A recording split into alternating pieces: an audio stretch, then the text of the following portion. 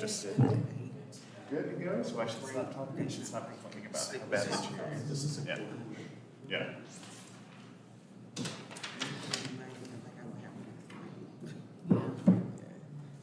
Good morning. I'm Andy Barnett. I would like to welcome you all to the March 2024 Affordable Housing Advisory Committee. This is a special meeting of this group. Maybe it's a very special meeting of this group. I don't know. We'll see. It's a special meeting to focus on hearing an update from the consultants who are working on the Affordable Housing Plan. Most of you know that is the primary function of the Affordable Housing Advisory Committee is to oversee and create and implement the Affordable Housing Plan. So we're really excited to be working toward a new set of marching orders for ourselves. We also exist to advise city leadership about affordable housing policy and priorities for city funding. We do that work by reporting up through the Housing and Community Development Committee of City Council to forward our recommendations to the full City Council. All committee members and staff are now participating in person, and we're streaming live on our Virtual Engagement Hub, which is accessible through the Virtual Engagement Hub link on the front page of the city website and also linked on the committee page. You can also watch the meeting on the city's YouTube channel, either live or recorded. The public can listen to the meeting live by calling 855-925-2801, then enter code 7663. Public comment will be taken at the end of the meeting, and also we accept public comment by email or voicemail before 5 p.m. on the day before the meeting. All right, with that, we will now take roll call for our committee members. Starting with our Vice Chair, Brian Methvin. Here. Scott Adams is not here. David Bartholomew. Here. Jane Kristen is not here. Chris Day. I'm here. Paul Heathman is not with us. Tara Irby. Here. Glad to have you back. Rita Lee. Here. Babs Phillip is not with us. Nuena Smith is also not here with us yet. And Stuart Zeiton. Here. Zitten. Thank you. I'm so sorry. No problem. Zitten. I'll get that before my term ends, I promise. I'm looking at the agenda, and we don't have minutes to approve. I think we'll catch those up at our next regular meeting. I'd like to make an introduction. I'd like to make an introduction. This is Alex Ruiz, who's joined our office, and he's our affordable housing specialist now. So we were only unstaffed for a couple of weeks, which is great. He brings a lot of knowledge from the Housing Authority, which we're really grateful for. So, Welcome. Yeah, welcome, Alex.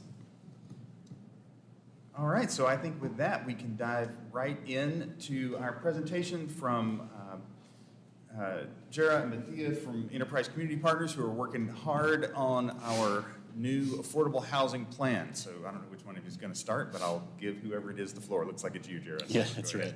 Thank you. Thank you, committee, and good morning. We're excited to be here today. Once again, my name is Jara Smith. I'm the Program Director for Equitable Housing Solutions with Enterprise Advisors, and I'm joined today by my colleague, Bithia Ratnasamy Palmer, who's the Director of Equitable Housing Solutions for Enterprise Advisors.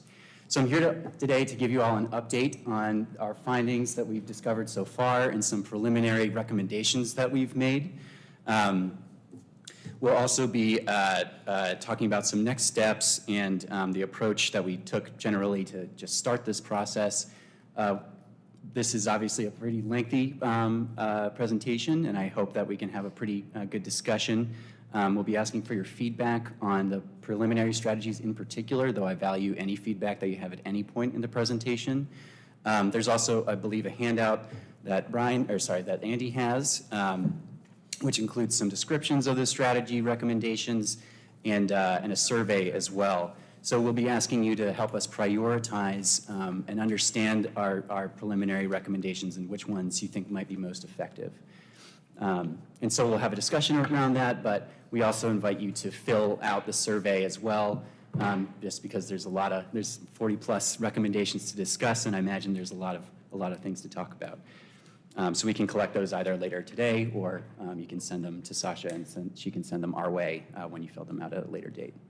I should also say we are hosting an event tonight at Harris Cherokee Center at 6 p.m. For the public, where we'll be doing a similar exercise to understand the city's needs and make sure that we're prioritizing these strategies appropriately and right-sizing them for the city. So, as you all know, when we set out on this process, these were the goals for the Affordable Housing Plan. First, it was to develop a roadmap to improving existing housing programs, implementing new policies, and allocating future resources for affordable housing. In order to do that, we first needed to paint a clear picture of the current conditions based on resident perspectives and credible secondary sources. And while we were doing that, we made sure that we wanted to center communities that were most affected by this housing crisis, while addressing broader community needs as well. And then, of course, we want to ensure that the city resources are producing equitable outcomes and that we identify additional opportunities for leveraging city resources to advance racial equity. So this is the research conducted to date. As you're all aware, we've spoken to residents, stakeholders, and we've done a quantitative analysis. We did an online survey, in-person events, and focus groups in January and February. For residents, we've done stakeholder interviews since we began this process in September and had several focus groups in January as well. We have conducted most of our data analysis as well and produced some population projections so we can help understand what housing demand might look like in the future. With that research completed, we essentially bucketed our key findings into three main categories. Number one, who lives here today? Above all else, the housing plan will center people who live in Asheville, as well as those who've been displaced from Asheville. Where people live today and how housing is developed, that looked primarily at housing quality and quantity, because as the major portion of Asheville's housing was built before 1970, it's important to assess if those houses are still meeting the needs of Asheville's population today and into the future. And then last, we found some findings that are factors impacting Asheville today and into the future that are perhaps larger than the city itself and difficult for the city to control, but there's ways that the city can prepare for them and recognize what factors those are and prepare accordingly. So for today, we have, as I mentioned earlier, we have completed our research and discovery phase. We've synthesized our key findings. Today we're discussing the policy framework and the strategy development. I'll be presenting 4 cross-cutting priorities that we identified through this process and 5 high-level policy goals for the Affordable Housing Plan that we've nested all of our strategies under. After that, after today's discussion, and after we've had tonight's event, I think we're likely going to submit a survey as well, we'll start to prioritize and revise our strategies and get the implementation roadmap underway. Before you Yeah. get into what you've described there for your discussion ahead. Yeah. So the findings document that was delivered, that's complete? I mean, it's a draft, it's a work in progress. Like, it'll be, we'll have something like that, but it'll be a little bit more substantial in the final report. Because one of the things that we had talked about originally was like a housing needs assessment, which I would assume would have been part of the key findings. Mm-hmm. Well, so we identified, I believe, 8 specific needs out of those key findings, and that's how we kind of came up with these 4 cross-cutting priorities and 5 policy goals. But so there's no quantitative needs? There are. Well, certainly. We've done, I mean, we have a very extensive set of slides around data analysis that'll be a part of the appendix for the plan. I did include several key slides in the additional slide section of today's presentation, and I'm happy to go over those as well, that we hope paints the broad picture of what those needs are.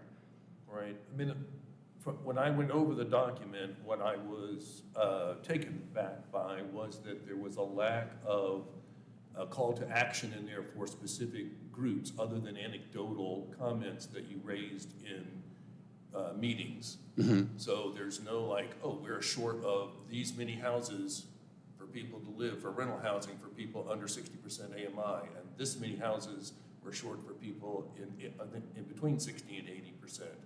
So that there's a call to action, like we need to do something about that. Right. There's a group of people who say we need more housing for 60% AMI, and there's people who say we need more homeownership for a bunch of people in the community. Right. But they're equally weighted in there because there's no data to drive us toward one prioritization of need versus another.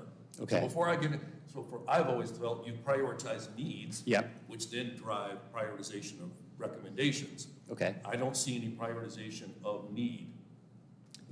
Yeah, and I think that one of the things that is maybe a little bit of a mismatch for us, when we've done housing needs assessments previously, working with Patrick Bowen and those folks, we've gotten, you know, kind of this housing supply gap analysis that really got to what Brian is asking for. Like, how many more of this do we need? And I could maybe you or Sasha speak to like how this is different from that and how this dovetails with what we already have with sort of the Bowen assessment kind of way of looking at housing need? Because I feel like you're coming at it from kind of two different perspectives, and both could be valuable to us. One is this very kind of quantitative market data analysis, and the other is sort of the more qualitative community-based data. And if we can find a way to marry those two things, then I think we've got a really useful tool. Okay. Can you or Sasha speak to that as far as what was in scope or out of scope, or how those fit together? Sure.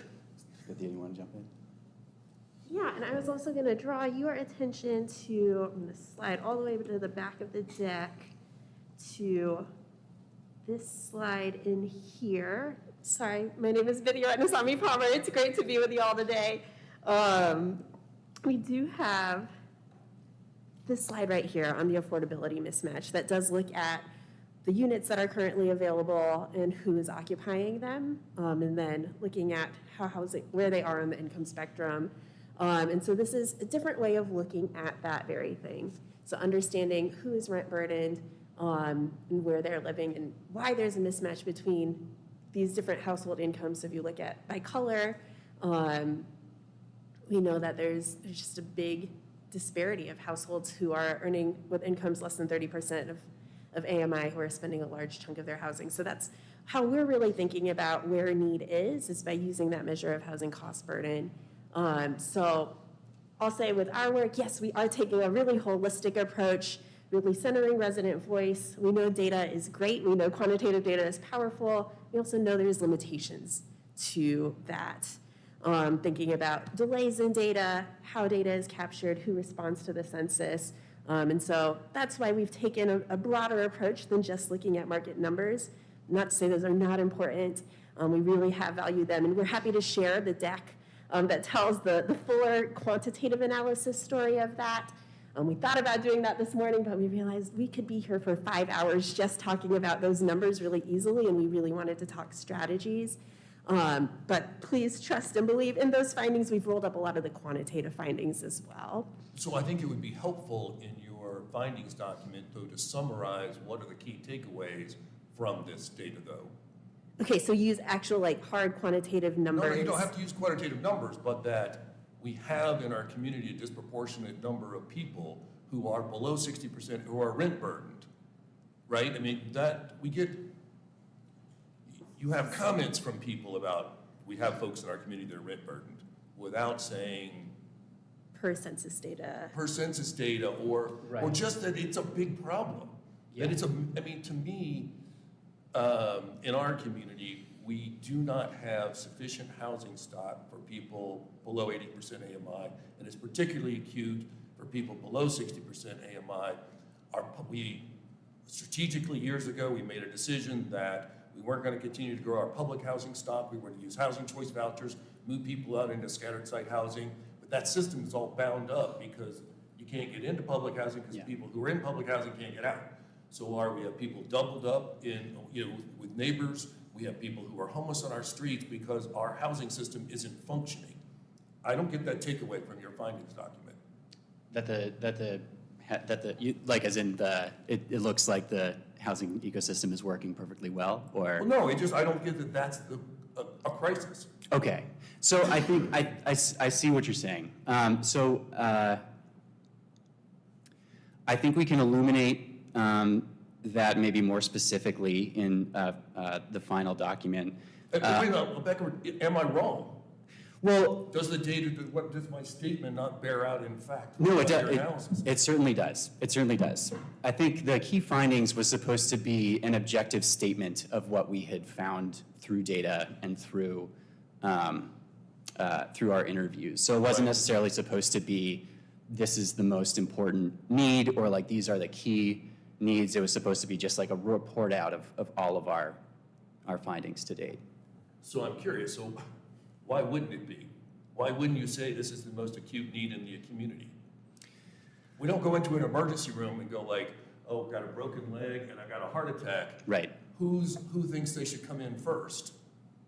Right? We go, Yeah. the heart attack needs to go before the broken, he has a broken leg, so I'm thinking. The heart attack has to go before the broken leg because that's a more acute problem, Right. right? Yeah. I see what you're saying. So we have people in here, and I generally, I have empathy for everyone in our community who would like to own a home, but can't. Right. Because we don't have enough affordable housing. But I have much more empathy for those who can't get a roof over their heads, right? Yeah. And who have to have 4 kids in a 2-bedroom apartment. Right. I mean, that's just not, I would think that's a bigger community problem and needs to be highlighted in a more holistic way so that when we go through and we prioritize things, it would inform us to say, ooh, the things that generate more rental housing should bubble up to the top before some of the other things. Right, okay. So then I would say that those needs, and maybe this is a semantics thing, are those cross-cutting priorities. It's incentivizing housing for below 60% AMI. It's closing the racial home ownership gap. It's creating a culture of data collection that allows the city to do a better job of targeting its investments, and it's preventing against displacement. So that's do everything. Yeah, those are the cross-cutting priorities that we found. But that would sort of say that nothing's more important than another. May I? Sure. Yeah, so I think what we're showing here, as we think about particularly that first column around target populations, things about very low incomes. So that's really referring to households with incomes of less than 60% of the area median income. So right now we know that there's limited tools in that space, and so that's exactly why that bullet is there. And that was one of the key findings, is that in assessing the city tools, they're not exactly targeted right now to get deeper into affordability layers. And then also thinking about the housing mismatch and the units that are available, we know that it's housing families who have incomes of less than 60% AMI who are feeling the greatest need. And so that's exactly why that is there. And then also we saw in the projections and the hard numbers that our senior population is growing the fastest as well. So if you project out into the future, that's the bucket that's going to be growing the most. And so that's why accessibility is really important. And so as we did come up with these priorities, while they might not be as explicit as they could be, we can certainly do that. But we really, in that first bucket in particular, are really trying to think about not 80 to 120% as the priority, not even 60 to 80% as the priority, but rather less than 60% AMI as the priority population. Yeah, I love what you're saying. I just don't think it comes through in the words that were presented to us. Okay. That's, I guess, back to my critique. I read it and was like, I didn't get that at all. In fact, I got the opposite. That's one of many things I would like to accomplish rather than being a key focus.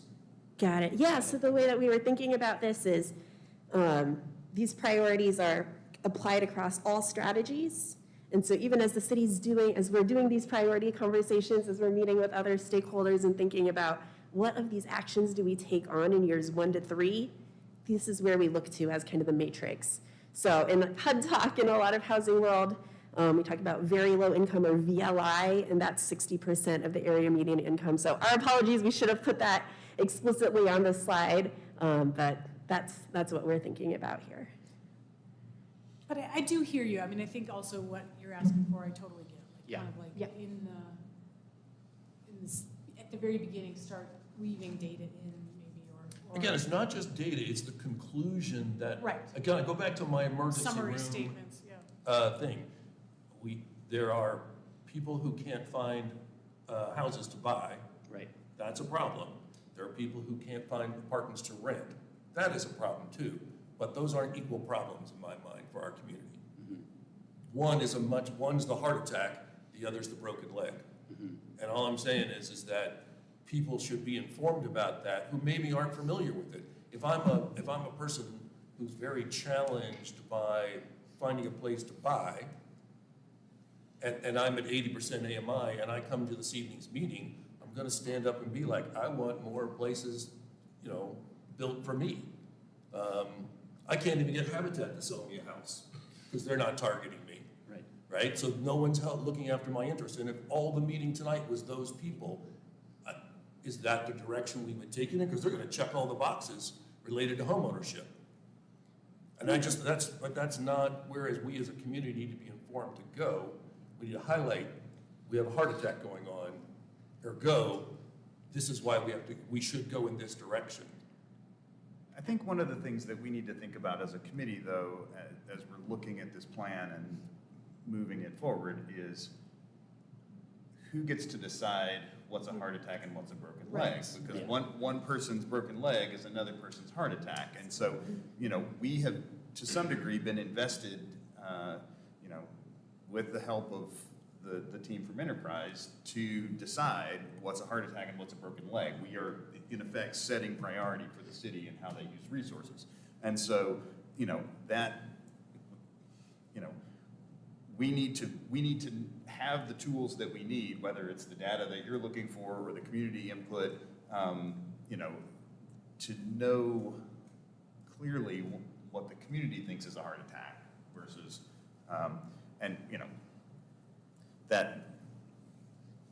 that to me feels like the place where, if we're still sort of, as I dig into this report, I feel like I share a little bit of your concern, Brian, that like I can't look at this and say, I clearly know what's the heart attack. And so that makes it hard for me to think about like how to suggest that we, So how we move forward. this is a draft. This is all extremely This fast. is feedback. Yes, absolutely. So we go forward and Yes. continue to hash. Yes, absolutely. Let's go forward. Yeah, and another thing I did want to say is we're really thinking about this from a systems, a big picture approach, right? Like you can increase housing in one space, but then like right now what that mismatch showed is you have people who are earning 60 to 80% of the area median income, and they're living in the units that are affordable for families who are earning less than 50% of the area median income. So you're getting these squeezes that are happening. And so if we're not thinking about homeownership opportunities for families who might be ready to take that step, they're going to continue living in rental units that could be available to lower income families as well. And so thinking about all the squeezes that happen and just the need for opportunity across the board is important. But you'll notice homeownership isn't necessarily on this priority list because exactly what you said, we know that the urgency of now is housing for families with that under 60% of the area median income, which in some cases could be homeownership, but in a lot of cases we know it will be rental. So that's something else just to keep in mind as we get into these goals. So we're workshopping them together, is that we really are trying to think about the big picture and meeting needs across the board, whether it's the broken leg or the heart attack, knowing that things can get worse too, right? Like what can start as a broken leg if untreated can become an infection, can become something that's worse. So that's not to say we don't talk to the person with the broken leg, but I think you're right, there's the triage that happens there, but also needing to make sure there's resources for the person with the broken leg in a timely manner as well.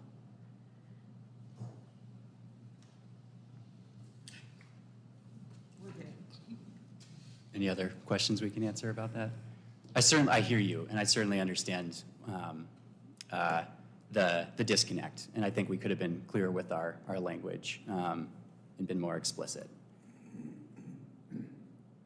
Would it be helpful for me to walk through the data slides that I included at the end as like a way to set the stage? I think you presented the way you were gonna present it, and then we can go from there. Okay. We'll Okay. derail you again if we Yeah, right. Let's go with what you had planned. Okay, that sounds good.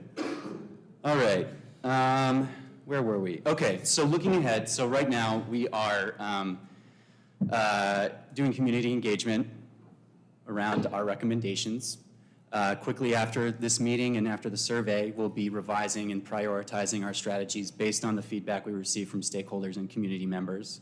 We'll also be aligning what priorities and strategies we're recommending that could be funded through the bond and working with the city on how that can fit into their framework. And after that, we'll be, well, actually contemporaneously, we'll be working on creating our implementation roadmap. We'll be having some implementation work sessions with stakeholders and with city staff to understand more specific actions that we can take to achieve the strategies, who would be the lead implementer, what funding sources are available, is this a short-term, middle-term, or long-term priority? And then in June, we'll be releasing and finalizing the actual plan. And so I'll be back in May, I believe, or hopefully back in late May to meet with City Council, and I welcome the opportunity to meet with all of you as well, though I know you normally meet at the beginning of the month, so I'll have to talk to Sasha about that. But that's where we are in the process at this point. So just to look at what the actual components of the plan will include, we'll have a standard overview and introduction with the process, including our research approach and how we engage with residents and stakeholders. We'll summarize our key findings. It will be a little bit more dense than the draft version that you all have seen today. It'll also include more specific assessments of the city tools. Then we'll go into the policy goals and priorities, which are the cross-cutting priorities and the 5 policy goals that I'll be presenting again in a moment. Then we'll get into our strategies, and then those will have some more detailed explanation of why they were chosen, what the need and that sourced this particular recommendation came from, and how it applies to the policy goals and the cross-cutting priorities. And then from there, we'll build a matrix that'll serve as the roadmap, and we'll have an appendix with all of our additional research that doesn't need to fit into our draft of the plan. So for example, we've talked with the city staff a lot about using the city of Toledo as one of the housing plans that we've worked on recently and seem to be like a good model for Asheville as well. So this is an example of what one of the strategy pages could look like, where we discuss our strategy, what the need is, what solution it creates, and we can also draw upon how it meets those priorities that we mentioned, or those key needs throughout the process. So this is an example of what the roadmap could look like. So each of the strategies that we'll be discussing today essentially could be this teal bar, and what we'll be working on for implementation are the bullets below, how to specifically achieve that. And then again, identifying who will be the lead implementer and what are the funding sources or needs at the time. Additionally, we're going to be looking, of course, at metrics and how the city can evaluate progress over time. So this is a sample of one of the framework for measurement for the city of Toledo. At my first meeting with you all, I asked what indicators and data we should be collecting, and I got some good feedback, but I'd be curious to hear if you have any new thoughts. And I suppose I could stop here if you all want to take a minute to look at this, and we can discuss indicators, new data, or scales, or we can go through our recommendations first and then think about what would be best to measure. Can you go back to the previous slide? Yeah. So I see in the columns that you have here sort of who's going to lead implementation and what funding might be available to support implementation of those strategies. Will you be able to provide sort of a scale of cost for? I mean, I feel like one of the things that I've been thinking about with those 4 cross-cutting priorities is some sort of sense of return on investment. Mm-hmm. So if we have limited resources, particularly looking at the recommendations and seeing by far the bulk of the number of recommendations are not eligible to be supported with bond funds, and bond funds represent our only new source of revenue potentially coming in to support this plan in the near term. Like, I'm wondering if there's a way to capture, how much we can expect to spend on each of these strategies, so that we can look at, budget priorities and, funding sources and those sorts of things. Is that feasible to, even to just sort of give an order of magnitude of, the cost of a solution? Yeah. I certainly appreciate the desire for that. That could get a little messy and is not typically what we do. We are looking at the ROI of the city tools. You know, we are going to have to start to get into some hard numbers when we talk about the bond. To your point, not every eligible activity or not everything to support affordable housing is eligible for bond purposes, but supporting the Housing Trust Fund could, you know, gives a lot more flexibility potentially. So I'm reticent to say that we'll give ranges of how much programmatic changes will cost, but we want to we're certainly cognizant of that, and, you know, certain things will have to be prioritized for bond funding. Yeah. One of my concerns as we look at this, and again, going back to, you know, the recommendations you've made and the number of them that aren't bond fundable is things tend to flow where there's already a path. Correct. And so if we could wind up with a lot of unintended consequences if we, for example, you know, have bond money that supports new development without first building up the anti-displacement strategies and Right. some of the other kinds of things. They don't have a funding tool, whereas, you know, The new construction production, does. assuming Right. that we pass a bond, new production and land acquisition has a path. And Yeah. so I just feel like it's kind of important to think about the scale of the resources that we need, both from a bond referendum, but also what we would need to add in terms of general budget supports or money we would need to leverage through, or how we would prioritize CDBG or home or some of the other federal tools. Like that to me feels like a place where, and I don't know if, like, something in this, you know, kind of roadmap needs to address those tensions so Yeah. that we say, like, this has to come before this or else you get this. Right. And, you know, local dollars need to go in here in order to leverage federal dollars here. And like that, maybe more than just a price tag for the strategy, there's like what's the linkage and where do the resources come from? Yeah. And I'm sorry, I can't really, maybe that says that up there if I went and got my eyeglasses prescription increased. No, So, No, I think picking up on that, so there are certain things in here that you can help us create a dimension for the cost. So like, if we're gonna do down payment assistance, how much generally is that? We're talking, you know, per unit. Right. And then we can think about how many people we wanna help with down payment assistance. Right. Right? So if you tell me it's $100,000 a unit, then I know I wanna help 10 people, I need $1 million.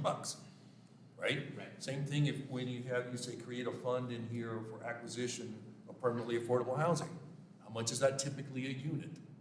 Right? I mean, just, again, it can be a range of $20,000 to $50,000 a unit, but I think we need some way of going, like as you mentioned a moment ago, we're gonna do 1 to 3 years. Well, how many do we wanna try to achieve in that first year? Right. Yeah. How many are gonna, in that first 3 years? And that will kind of give us some ballpark as to how much the bond needs to be. Yeah. Right. Otherwise, it's just pick a number out of the air for a bond and then have a bunch of uses for it. Right.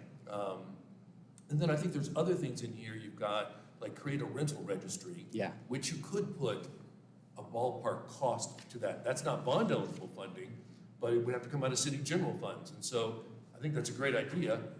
But I mean, I would, you know, when you were ranking all these things that have to go against city general funds, we have a limited amount of money, I'm sure, that, you know, we're gonna have to play with. And so you're gonna trade off those things. Right. What does the rental registry do? How much does it cost? What's the benefit? Versus another thing, which is just purely, again, funded out of city general funds, like increasing our ability to better get tax credit projects. Okay, does that mean adding a city staff person, sending Sasha to a training session? Those things have hard costs. Right. I need to know what those are so I balance rental registry against going after tax credit projects. Yeah, certainly. I understand that.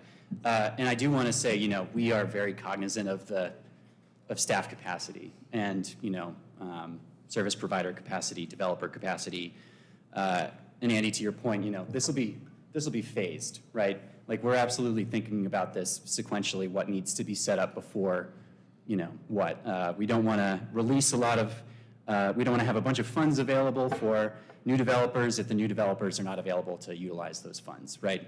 We need to make sure that things go in order and so that our investments, the city's investments, are used efficiently. And I think to that point, like, there needs to be a summary of all the things you're recommending that have to do with increasing city capacity to deal with them. Yes, So, because that's even creating more money to go after more affordable units means more applications to the Housing Trust Fund. yeah, Does Sasha have capacity to Yeah. handle 5 times as many applications? yeah, Because otherwise, it just creates a bottleneck and the system doesn't work. right. I totally agree. So that's where I'm thinking, that's the other thing I was just sort of, I think needs to kind of be in here is summary, particularly from the city side.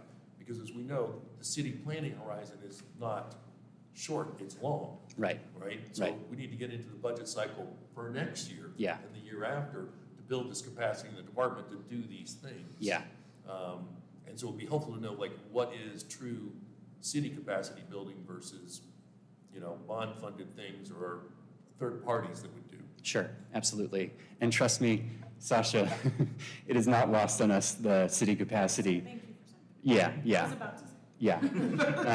Yeah, it is a common, in our work, we typically work with city staff, right?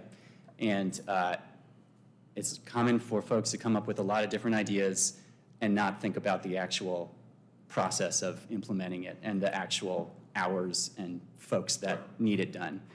That is absolutely something that we're taking into consideration as part of this plan. We don't want that to be lost, because this isn't going to be 50 recommendations for just Sasha all by herself, and Alex to oversee and administer.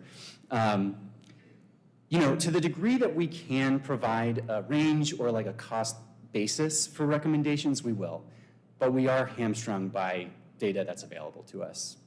The costing out a rental registry, perhaps we could do, but that could it really depends on the structure of the registry, and it depends on how many code enforcement officers that the city decides to hire, or whatever the case may be. Actually, that's a different one. But to the degree that we can give a reference point for funding, we certainly will.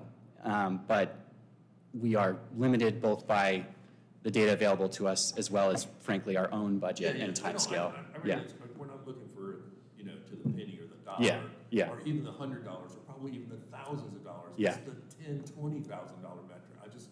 Is this something you do and other communities have done and it cost them $50,000? Or did it cost them $500,000? I'm Right. just looking for the dimensionalization of Sure. an order of magnitude where this sort of falls. Yeah, yeah, that certainly makes sense. Like getting someone who's a specialist in tax credit projects, is that like something that Alex goes to a training session on that's a few $1,000s, or I need to hire an $80,000 a year specialist in this, Yeah, right, right? Yeah. That's again, just order of magnitude, is it an $8,000 problem solution or an $80,000 or an $800,000 Right. solution? right, Anything that gives us sort of guidance for priorities, fine. And ranges are okay, $80,000 to $200,000, but we just now know it's not a $10,000 problem. right. Okay, that makes sense. We'll do the best we can. Yeah. Yeah. But I hear you loud and clear. Yeah, and Jared, what you're hearing is just sort of this sense of frustration of the things Oh, that I have been know. roadblocks in the past Yeah. that have, and the passion of folks on this team to like see this turn into something that gets fully implemented. You guys have Yeah. done great work here, and you've done a great work of listening to our community, and now that we have all of that, we want to be able to deliver, and so Yes. we're just trying to Oh, yeah, clear the, let's identify all the things that have caused us to trip yeah, implementation in the past and make sure that, to the extent that we can get those, those stumbling blocks out of the way, yeah. that'll help. No, that's a really good point. And I should say, this is all very valuable feedback and really helpful, because the implementation roadmap really is, the meat of the plan. It's how our recommendations get done. Everything beforehand is the justification for the creation of the roadmap. So we want to leave you all with some clear direction and ability to prioritize as needed. we're very invested in this project, and I appreciate your feedback. Thank you. And that sounds like maybe a good time to segue into what you've defined as cross-cutting priorities. Okay. Yeah. I'm just Right. trying to get you. Yeah. Eventually, we do have to get out of here. Right. So I am going on vacation. I can't stay here all day. Well, actually, I mean, we have discussed these a bit already, but these were, as I said, the cross-cutting priorities that seem to rise above the rest. And really, honestly, Brian, to your point, like using data to inform targets for prioritizing investments, like that is key. And one theme that we have observed, I think, is that the city is in the process of recognizing the need to have a deeper data collection culture. And so we're using the data that we have, but part of our recommendations are going to be where and how else to collect data so that those priorities can be more effectively measured and identified in the future. Does anybody have any thoughts about these cross-cutting priorities? Do you feel like anything's missing, or anything should be rephrased? Or, I mean, granted, these are pretty high level, obviously, but is there anything else that you feel is not present here that we should make sure to include?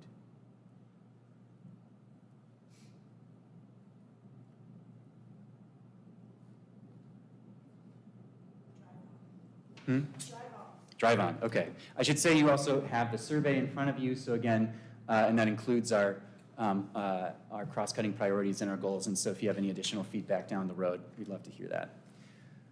And so these are the 5 goals that we have discussed establishing for the plan. We'd love to get your feedback on. I'll start at the bottom, broadening and strengthening the affordable housing ecosystem and tools. As we all know, this is the housing affordability and affordable housing crisis in the city of Asheville is not something that the city alone can accomplish by any means. It's going to require everybody coming to the table. It's going to require more collaboration with the county. It's going to require expanding the capacity of existing and new developers. It's about providing additional, perhaps funding collaboratives and other opportunities for financing. It's really about making sure that no one is going at this alone, to make sure that we're all leveraging our resources and our drive as best we can. Because frankly, one of the amazing things about Asheville that I've observed is there's so much energy around this particular topic. There's lots of cities that are similar in size to Asheville that do not have even close to the number of nonprofits and other organizations that provide services or advocate for affordable housing, especially in a city of this size. And so there really is just a lot of potential here, and it's just a matter of how do we bring everybody to the table to make sure that everybody's talking to folks, and it's not a bunch of Goliaths random, or a bunch of Davids slinging their rock at Goliath randomly, but everybody's doing it at one time.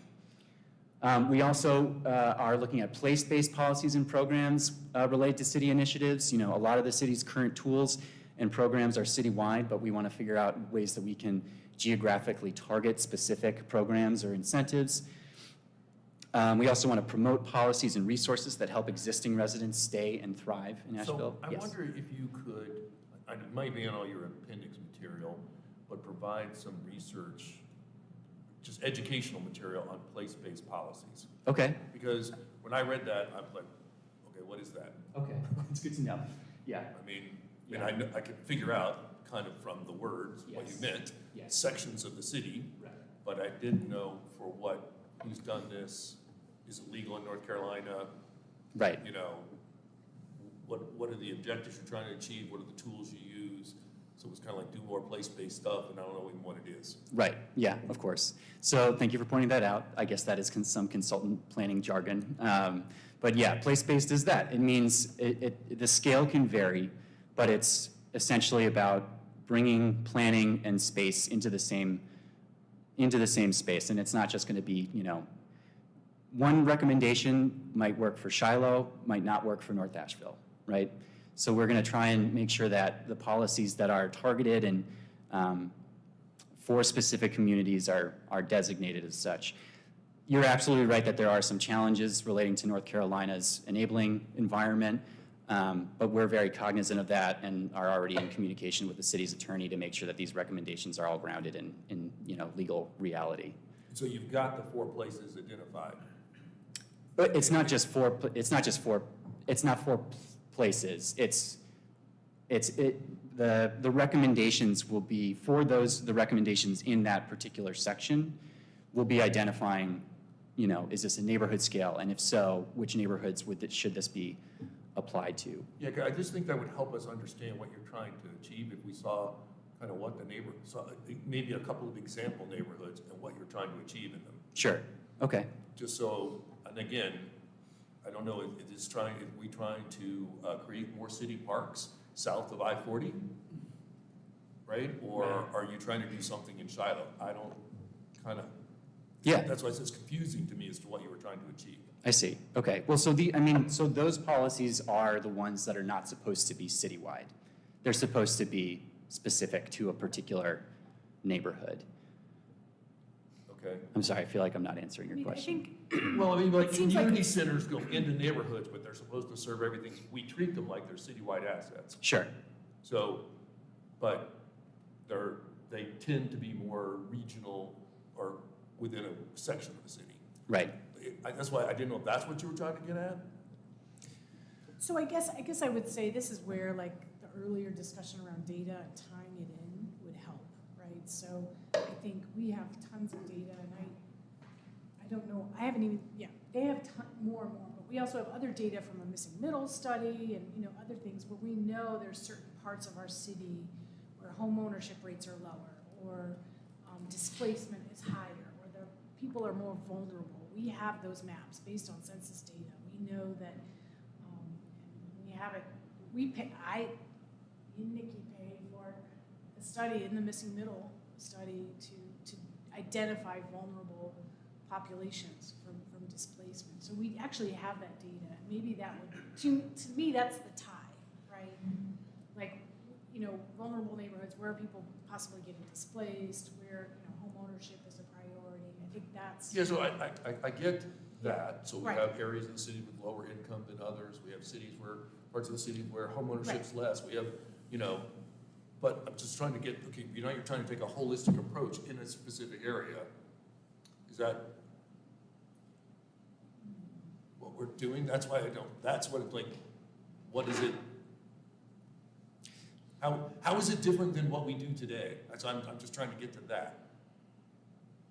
Well, I guess I would say today, all our housing funding is just citywide. It's kind of scattershot, you know what I mean? Wherever a developer says they Yes. want to put something. We're a Exactly. developer-driven Right, process. right. We don't say, someone give me a housing complex for Shiloh. We say, Right. someone proposes something within the city limits. Right. Right. So is that what you're proposing? Is that we would ask for proposals, like a request for proposal for specific neighborhoods, for specific things?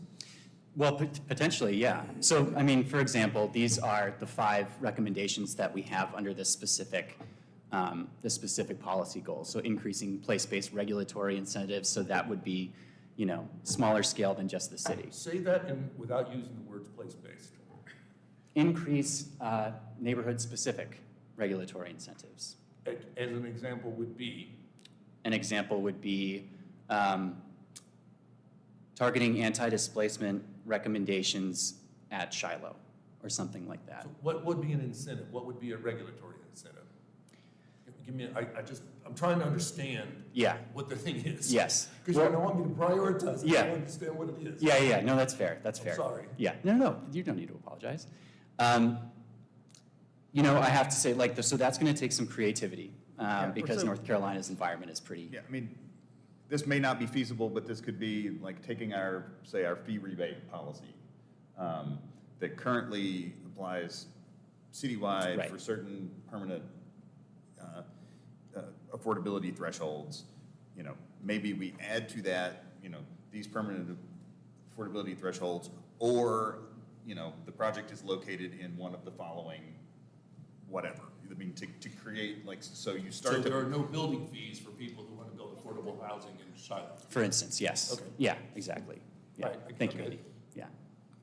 I also think, do you care if I jump No, into not at the all. thresholds? Another example, which is not about these neighborhoods, would be, in my mind, our commercial corridors are severely underutilized, right? So we've got all these restaurants with giant parking lots, and for the the number of people we know that are in the projections, the number of people we know that are coming to Asheville, we need to be like really putting some, I know not everybody wants to live in an apartment building, but we need to be building up on some of those corridors. And I think it even came up, I wasn't at council last night, but I know Councilwoman Turner even brought up like this idea of like maybe we modify thresholds just, and that's like if you do 99 units or whatever, and a certain percentage are affordable, you can skip council kind of thing, which is a huge incentive. That is a big incentive. And maybe we just do that on commercial corridors, because Okay. neighborhoods start to get really, antsy or anxious about what's coming to their neighborhood. But if we stick to the commercial corridors, where there's a lot more tolerance for height and mass, and you're not towering over a neighborhood. I mean, that's just an example of a place-based strategy. Yeah, and I think that's why they've chosen place-based rather than, neighborhood-based development. I mean, if this was neighborhood-based, we could see a strategy underneath this goal that is like, build the capacity of neighborhood-based community development corporations or something like that. But I mean, this captures things like transit-oriented development. How do we make sure that the zoning allows for housing along our, the places where we have transit, and that housing, now that it's allowed, is targeted for affordability incentives and those sorts of things. So I think they're intentionally leaving this language open, and until we get a chance to really dig into what's happening right now, which is the community prioritizing, is housing, affordable housing close to transit, the broken leg, or the heart attack, right? Right. And so as the community is giving us that information, we want to be able to tailor those strategies Right. and craft that language a little more closely so that we can, if this is the approach we want to take, then what does it specifically look like? Right. Yeah. So yeah, just providing some more detail around some of these things that are more Yeah, term of art for people in your industry, but maybe not common knowledge amongst yeah. people in Oh, yeah. the city. I absolutely appreciate that, Brian. I mean, one of our goals at Enterprise is always to make sure that our plans are digestible and readable for anybody, not just members of AHAC, not just employees of Enterprise. Clearly, sometimes we get caught in our own jargon from time to time, and these will certainly require some refining and some additional explanation. But I do encourage you to point out those moments where jargon is getting in the way from clear understanding of what these goals and strategies are. Okay, thank you. So we'll get back to these in just a second. All right, back to our goals. Promoting policies and resources that help existing residents stay and thrive in Asheville. One thing we heard over and over again was folks feeling like new development was not necessarily built for them. So how do we support Asheville's existing residents and make sure that they can stay and thrive in Asheville? Additionally, preserving existing affordable housing and improving the housing quality is essential. Oftentimes, there's a lot of focus on the new shiny construction, but the fact is that there's some affordable housing that currently exists in Asheville, both naturally occurring and deed restricted, and that needs to be prioritized before speculation causes them to go up, before deed restrictions end. So preserving existing affordable housing is a huge emphasis of this plan that I think will be different from previous city priorities. And then last, we still, though, need to have that shiny new construction as well. So increasing the housing that meets the diverse needs of current and future residents. And so that includes, incorporating and braiding together like the missing middle study and other ways to diversify the city's current housing stock, considering 57% is single-family detached at the moment. Any thoughts or questions about these policy goals? Is there anything missing or any other clarification that's needed?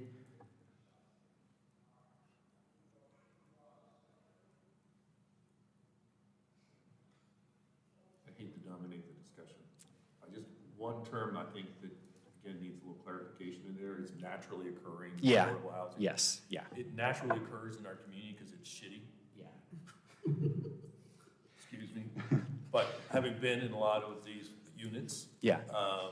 they're just poorly maintained, not exterior, interior, and that's why they're naturally occurring. Yes. I think it just paints them in a better light Yeah, than they particularly are. And Yeah. so at least, I think flagging that, these are, not the new shiny units. Yes. It's more than just calling them naturally occurring. It Yeah. sounds really nice. yeah. But they're largely not. Yes, no, I absolutely, and I'm glad you bring that up because that is a particular term that even in our industry is having some debate because it is, what does it mean to be naturally occurring? It's in the marketplace, and so, we can look at different ways to describe that, and certainly we will, go into more detail and maybe we can look at some alternative One of the problems terms. we have is the people that are sometimes when they were looking at putting people in there with vouchers, Yeah, that's what people are doing. They're saying, oh, I can't get but $700. No Sure. one will pay me more than $700 for this. Right. I'll take a voucher holder because I can get $1,100 Yeah. now for this unit. right, But that voucher holder is living in substandard housing. Yeah, right, Sometimes. right. I mean, I know they go through HUD inspections. Right. But, I know it's a challenge for everybody to try to pass a unit because we have so few of them. yeah, absolutely. Thank you, Brian. Sorry. No, thank you. We're about halfway through our time, and I know that you're about 20% through your slides. So I'm just gonna, this discussion is great, and that's exactly what we need to do, but I do want to make sure that we get a chance to let these guys get to the meat of what they're trying to get to, so if we can. So the questions that I'd love for you all to consider as we go through these specific strategies are, what are some unintended consequences that we might not be thinking of, particularly as they relate to racial equity? Given your particular areas of expertise, is there any strategies that are missing and that you'd like to see included? To your point earlier, what strategies already have some momentum behind them? What established policies or programs are already working well that we can plus up? Or what other studies or initiatives in the city are going on that we can build some momentum on and align our work with? Additionally, what strategies have the greatest impact in the short term versus the long term? Again, the city's existing tools, because they're already stood up, could have some great impact in the short term. That doesn't mean that establishing new programs that might take a little longer to set up won't be equally as impactful in the long term. So we want to understand that for our phasing purposes. And then last, and this is really for the survey, because I think we probably don't have time for everyone to tell us each of their 2 favorite strategies, but which strategies would you advise that the city council prioritize for these particular goals? And I assume when you're asking about the prioritization, we're using what have been identified as the cross-cutting priorities to create our sense of priority, right? So which ones fit best in these, in these 4 buckets of Right. cross-cutting priorities, not just like which one do we like the best? Or Yes. which one feels like it's the most feasible, but which one aligns best with the 4 things that, the community has said are the important outcomes to achieve from this work. Yes. Is that fair to say? Absolutely. That said, I also want the Executive Director of Habitat for Humanity's opinion on these particular things, given your expertise. So yes, we want to bake them into the priorities, but we do want, folks' individual lived experiences and areas of expertise to inform that prioritization as well. Because to Vidya's point earlier, that's how we help understand what is the heart attack, what is the broken leg. And then at that, maybe your point around, are there things that need to happen first before the other things? Right, So yeah. thinking about that aspect of it. Okay, so for our first policy bucket, we actually have this broken out into renters, homeowners, and systems changes. Seeing as it's putting people first, it has the most recommendations. So I'm happy to elaborate on any of these, but for the sake of time, I'll just read them. Building a rental registry, expanding tenant protections, whether that's through source of income protections, access to legal assistance like Pisca Legal, or just cause eviction, increasing acceptance of a variety of different forms of rental assistance, providing emergency rental assistance, and increasing rental options for households with the greatest barriers. And so this is, of course, targeted specifically at renters. And so I'm curious again, do any of these feel like there are any unintended consequences that we're not thinking of what would you prioritize in this list? What do you think could have the greatest impact in the short or long term? Are there any initiatives or momentum behind any of these already that we should be aware of? Just building on the first bullet point, build a rental registry. I think Atlantis High has started that, but we can still build on it and add to it. But could there be, I don't know if it's the term is policy, but prioritizing residents that currently live in Buncombe County or in the city of Asheville? Because Yes. what I'm seeing is most of the time with the new builds, they're actually being built for new people coming into Asheville or Buncombe County, because most of them are working remotely, getting paid really well, Yeah. so they can afford the new builds. Right. But the people who are currently living here are either getting denied or can't afford it. So it's like, we can't keep our current workforce because most of them have to leave the area because they can't afford it. Yes. But we are increasingly receiving new people coming to this area, but we're leaving out the people who have actually built the foundation. Yeah, absolutely. Yes. The point of a rental registry is to be as comprehensive as possible, right? To get a snapshot of all the rental properties today.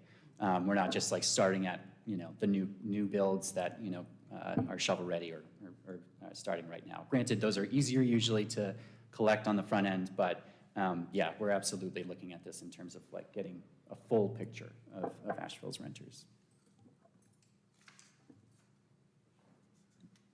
I would say, I think in the long term, a lot of these things probably need to be done in Raleigh.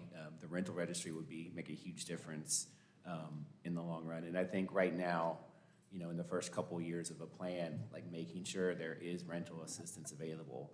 None of this stuff is going to happen overnight. Yeah. A lot of the longer term goals, and in the meantime, our community suffers. And so increasing the tenant protections and the emergency rental assistance and making sure that is out there while the city tries to work on the plan should be a huge emphasis. Great. That's excellent feedback. Thank you. And I should say, we have, as I said, we've spoken with Brad, the city's attorney, about these, and we know that some of these will be added to the state legislative agenda as part of this. But so what I'm hearing is the short-term priority is providing emergency rental assistance and tenant protections. Okay. That's my opinion. Great.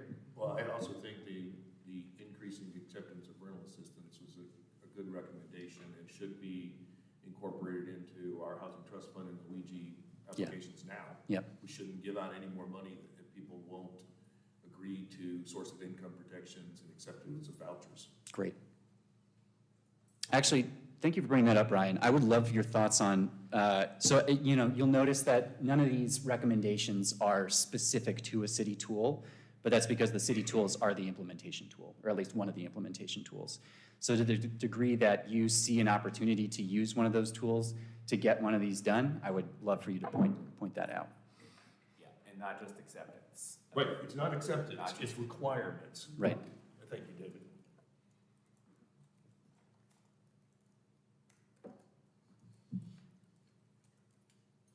Any other questions or thoughts or priorities or ideas for how we could align this with existing work? I think again, as you go back to dimensionalizing these things, like an emergency rental assistance program, I think everybody in this room said that's great. That's important for keeping people in their houses, preventing homelessness. It's a tremendous community tool. I just don't know if I was going to make a budget for it. How much it costs? How much would that cost? Yeah, right, of course. And I don't believe that would be a bond eligible funded thing, since it's not capital related. So it's important that we have some dimensional, that could be that's probably more expensive than giving Sasha an extra resource. Right. Right, that's probably not an $80,000 a year thing, that's probably a $800,000 to $1 million a year thing. Sure. Right. But I think it's critical. Great. Thank you.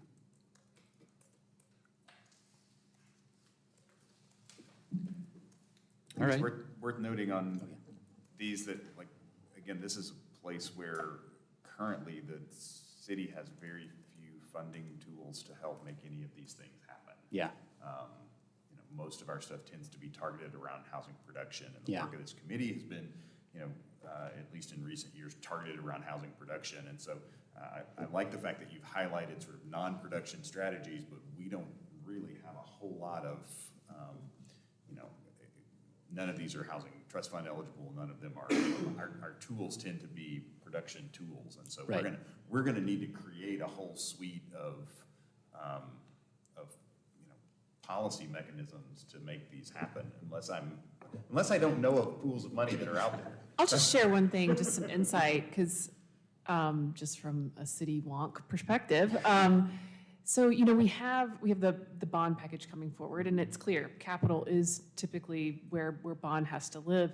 But I'm also curious about the city's annual allocation for Housing Trust Fund, right? It's been an annual allocation of about $500,000 every year. I just want to remind the committee that's PAYGO. So that is just straight up city tax dollars. And while we have allocated that for Housing Trust Fund year over year, and that's not wrong, it's simply a different source of funds that could open up other opportunities. So just keep that in mind, because who knows, we may need to be creative about how we look at that funding, because it has a lot more flexibility than capital. And now we can do some research on that so that I can get really well grounded in Make that. sure it's legal, yeah, I My- don't know what state limits we have. Yeah, and my yeah. understanding was with Housing Trust Fund, the intent was as much as possible for that money to revolve.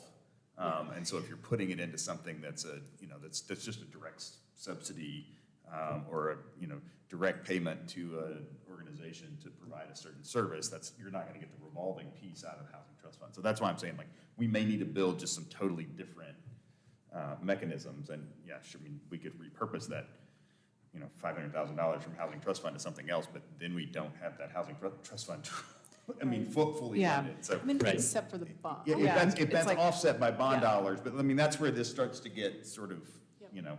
I would the just devil's in the also- details on these things. I would also just point out that some of these things that you'll see, they may not be our job. right?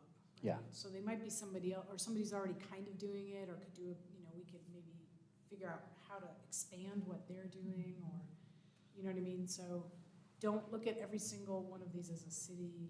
Yeah, I mean, for the rental registry, I see that, but for most of like for rental assistance and acceptance of rental, For sure. assistance, and actually with the increased rental options as well, at least the description here, those are all city things have to be For done. sure, for sure. Obviously fiscal legal's providing legal assistance to people today.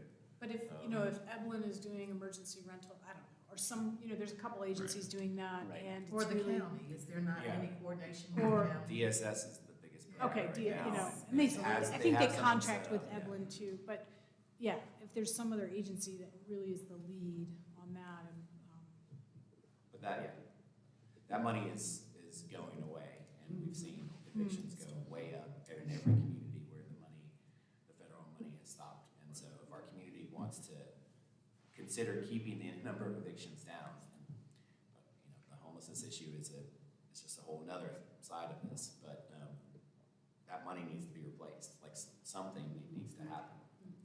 And we can't wish for another pandemic, so we can have another influx of money. That's not my question. That's not the education, so we do need to figure out how to make that more stable. Yes.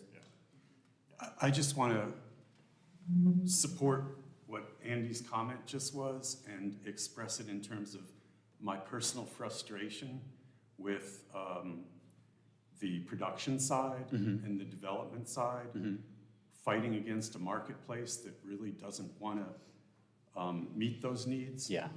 And support the idea of supporting the buyer or renter side. Yeah. I've been saying it for a while, and I have a great deal of frustration with the idea that I mentioned just that example that developers have given back the money because they couldn't make it work. Right. So, but if you give the money to the people who are needing the housing, they'll make it work. Yeah, absolutely. That's a great point. Thank you, Stuart. but we may not be allowed to, I Right. understand that. Yeah. by I state just- law. Well, yeah. But we yes. can try.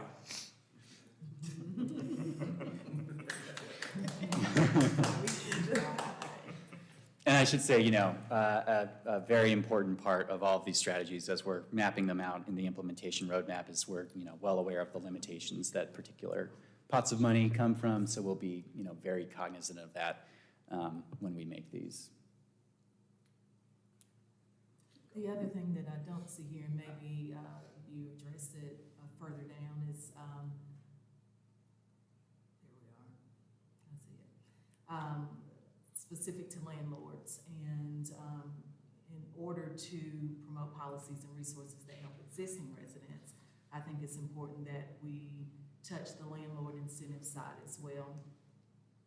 And I mean, if that's something, I know that it's being done from other entities, but at the same time, making it a city priority for education, as well as providing funding for incentives for landlords to do that, so that we can kind of beef up the landlord support. I'm certainly think it's important that we do what we're doing and addressing the things we're addressing for residents, but the landlords have to be incentivized in ways as well. Right. Excellent point. Anything else on the renters before I move to homeowners? Okay. And again, if you have any other additional thoughts or ideas, please fill out the survey and give it back to us or Sasha down the road. So for supporting homeownership, expanding home repair resources for homeowners, that's something that we heard loud and clear, is that there just really aren't any resources available for low-income homeowners to make needed repairs to help keep them and age in place or stay in place. Implementing geographically targeted down payment or mortgage subsidy programs. I should say, some of these cross obviously multiple goals, and this being geographically targeted could certainly fall under the place-specific recommendations as well. Developing a reparations-oriented homeownership and home repair assistance program, continuing to partner with nonprofits and homeownership readiness initiatives, supporting those this is again, building on momentum of existing programs, and working with financial institutions to explore special purpose credit programs. So is there anything that you feel like is missing? Are there unintended consequences we're not thinking of? Would any of these have a particularly strong impact in the short term versus the long term? Is there momentum behind any of these? Or what would you prioritize?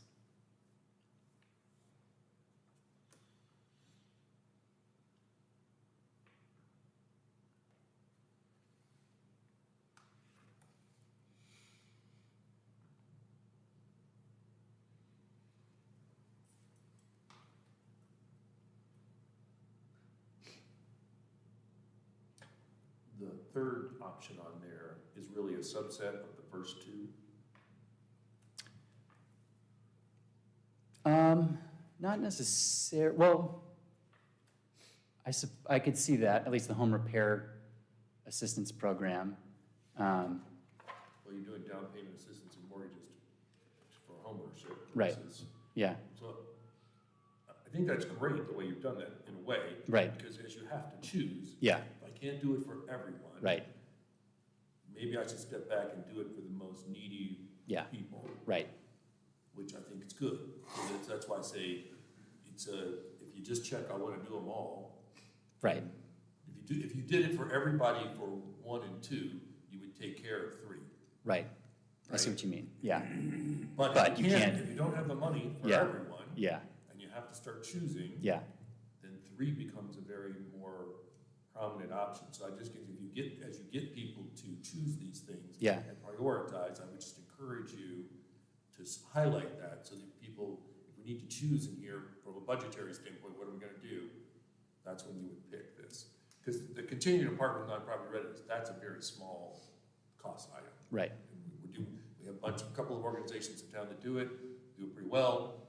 Make sure we keep giving them the 10 or 20 grand a year that they get for doing it. It's not a big deal. But I think the first 3 are the ones where all the money is. That's where these things have such radical different costing to me. yes, right, That, 4 I wouldn't talk about, because it's just like it's the chunk of change, we should do it. right, But the first 3 are, I think, where the decision-making has to come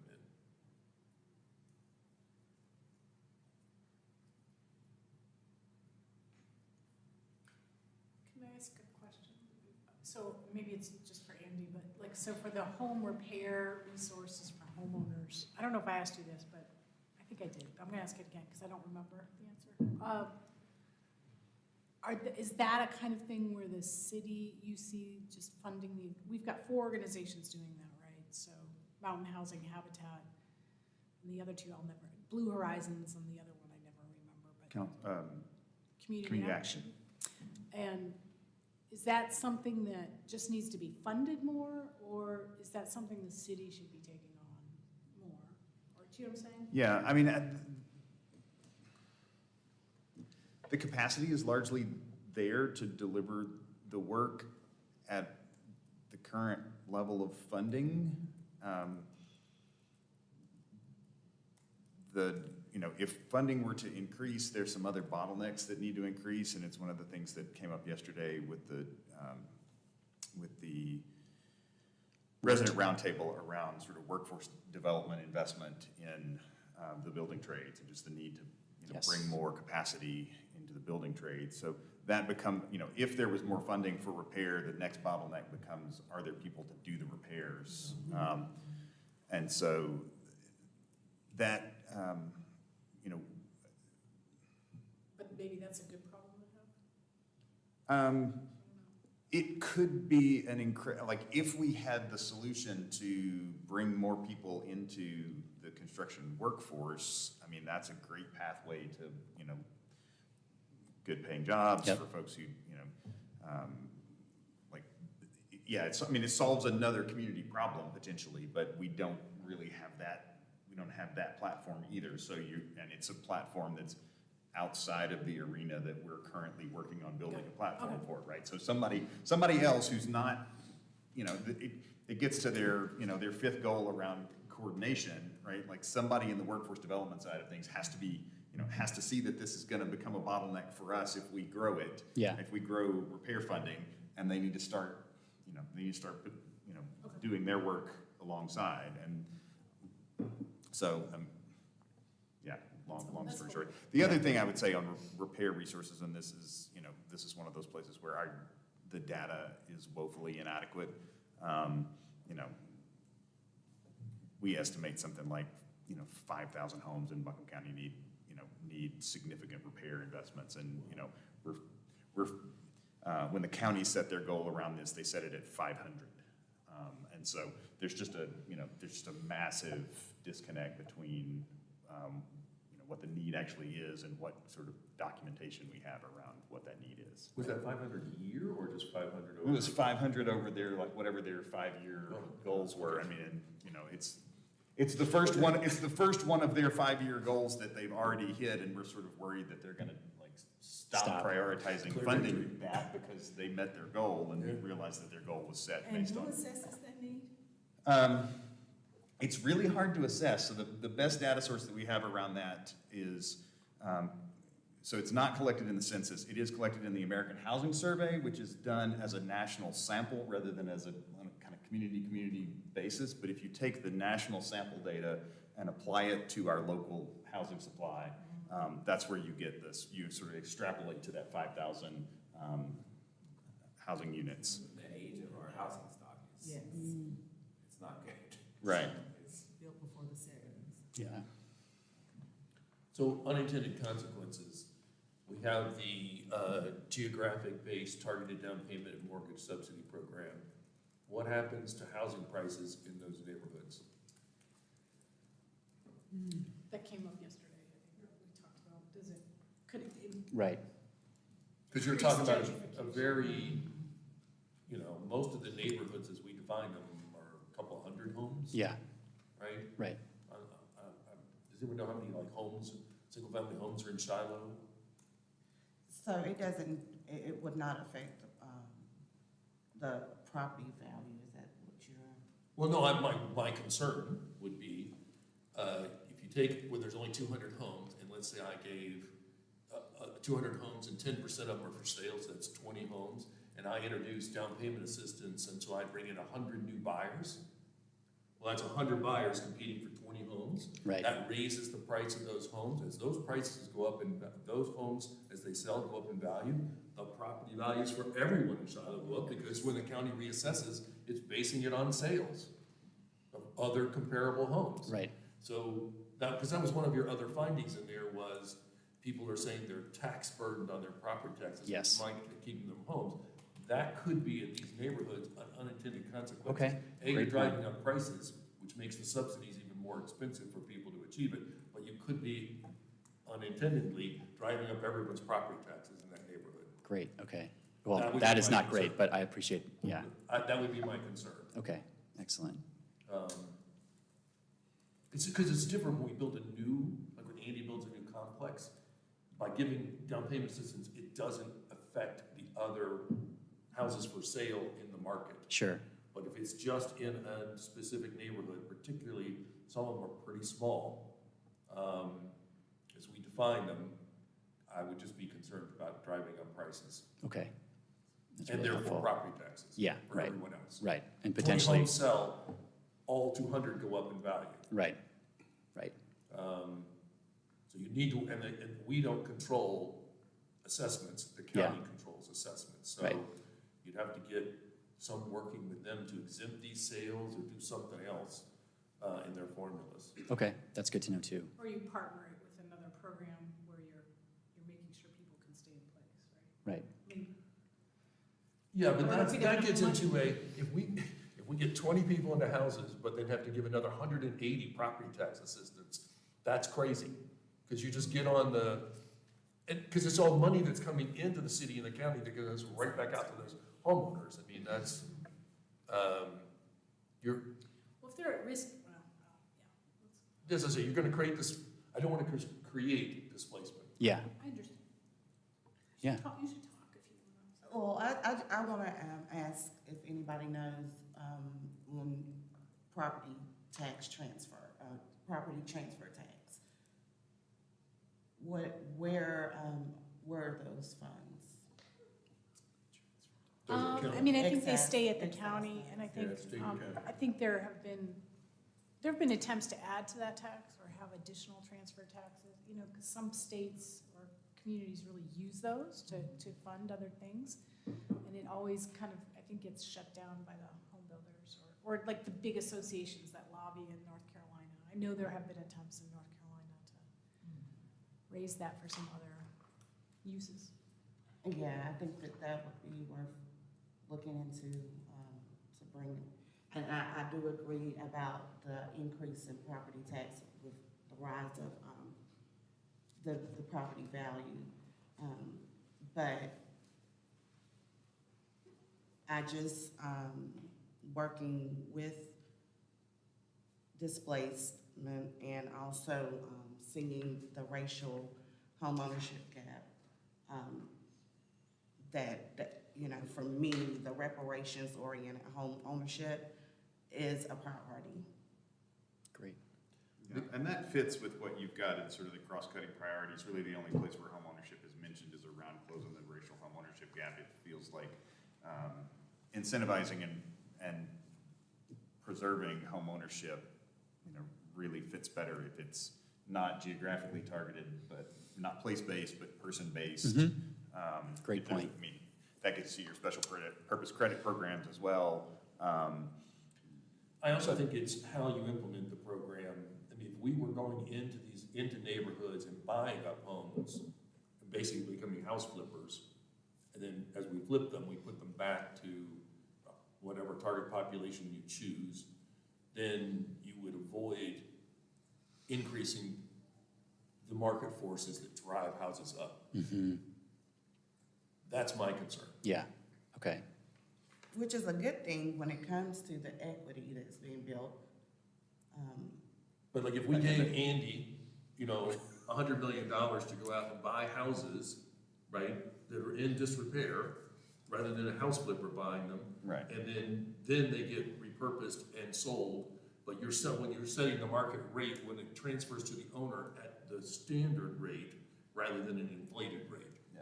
Because I guarantee if we have 100 people competing for 20 houses, it's gonna drive the price of those houses up. right, We just see it as we see in the marketplace today with the Today. shortage of things in the market. yeah. So I'm in favor of giving Andy more money. Well, and it actually, I mean, in terms of controlling that, it actually makes more sense to do that through a land trust vehicle. Yes, rather than- okay. Because that's really gonna restrict that from future comps and from future property taxes. That's a great point, So, Andy. yeah, so rather than just down payment assistance, I guess that's my problem. Yeah. I don't like down payment assistance because I think it has a unintended consequence in the Yeah. market. Okay, Versus us doing land trust things or some other vehicle. yeah, To achieve the same objective without damaging the rest of the community. yeah, okay, that makes perfect sense, So, yeah. But the corollary of that is that we need to increase the nonprofit construction piece of development, because that's not gonna work for the for-profit developers. yes. They can't make it work, whereas Andy can make it work. Right, right, yes, absolutely. So that all gets back to, Yeah. all gets back to Yeah. the lack of people in construction. Yes. Because they get more money in Charlotte than they Yes. get here. Well, there's Yeah. also funding gaps, right, for the subsidy gaps. Yeah. So anyway, don't want to derail on that, but I just, No, I think achieving homeownership is important rather than being prescriptive about the method at this point. okay, Or finding some other methods. yeah, okay, So like Andy mentioned, land trust Yeah. might be a better way to achieve that. I will say, just so you know, that I think there are large swaths of this community who want down payment assistance. And I think, I was gonna say all the nods, but and then just so you, the Housing IFA, which is the Committee of Reparations, I think that's definitely a part of their recommendations.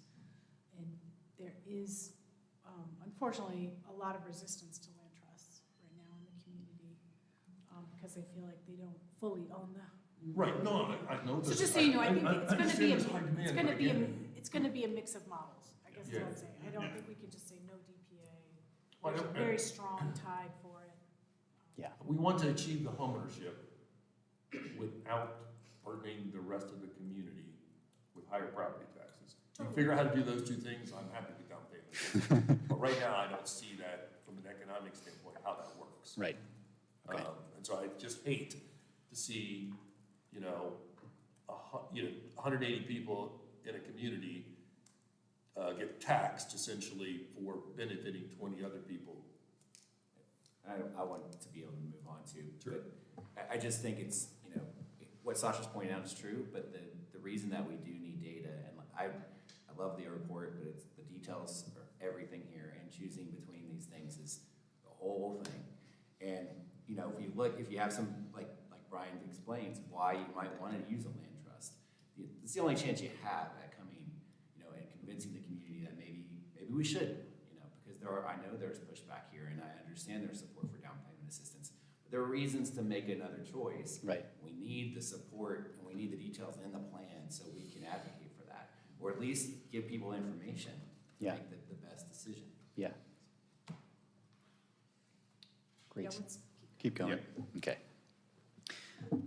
So systems changes, increasing awareness of existing resources and rights, creating a centralized affordable housing waitlist and application portal for properties, prioritizing legacy residents for city subsidized developments, assessing the effectiveness of existing property tax relief tools and modernizing them as appropriate, and increasing investment in community land trusts, both for sale and rental.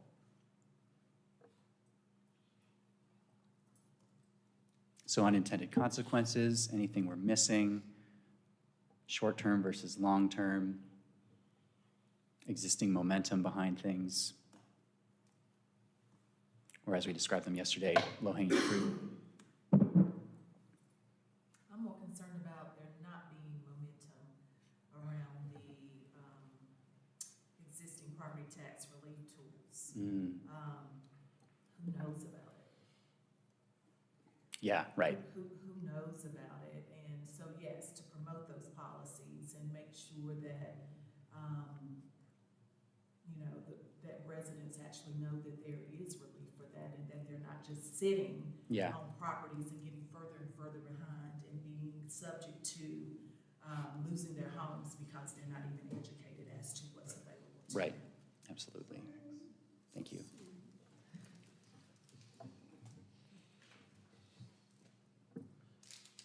Other priorities? I do think that investing in community land trust because of its permanence and the affordability that makes a plan 30 years later, a lot of the tools that we have are short-term and they Yeah. expire. And so I want to prioritize like a permanent solution where this investment stays affordable in perpetuity for our community so that, AHAC 2050 is not Yeah, having the same thing.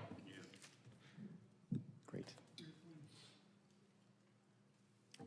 Any other thoughts on this one? Otherwise, I'll keep rolling along.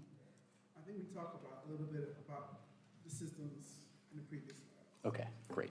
Thank you, Maria. All right, so preserving existing affordable housing and improving housing quality. Number one is creating a full inventory of all available properties, both those that are deed restricted and those are, in a more creatively worded way in another time, naturally occurring affordable housing.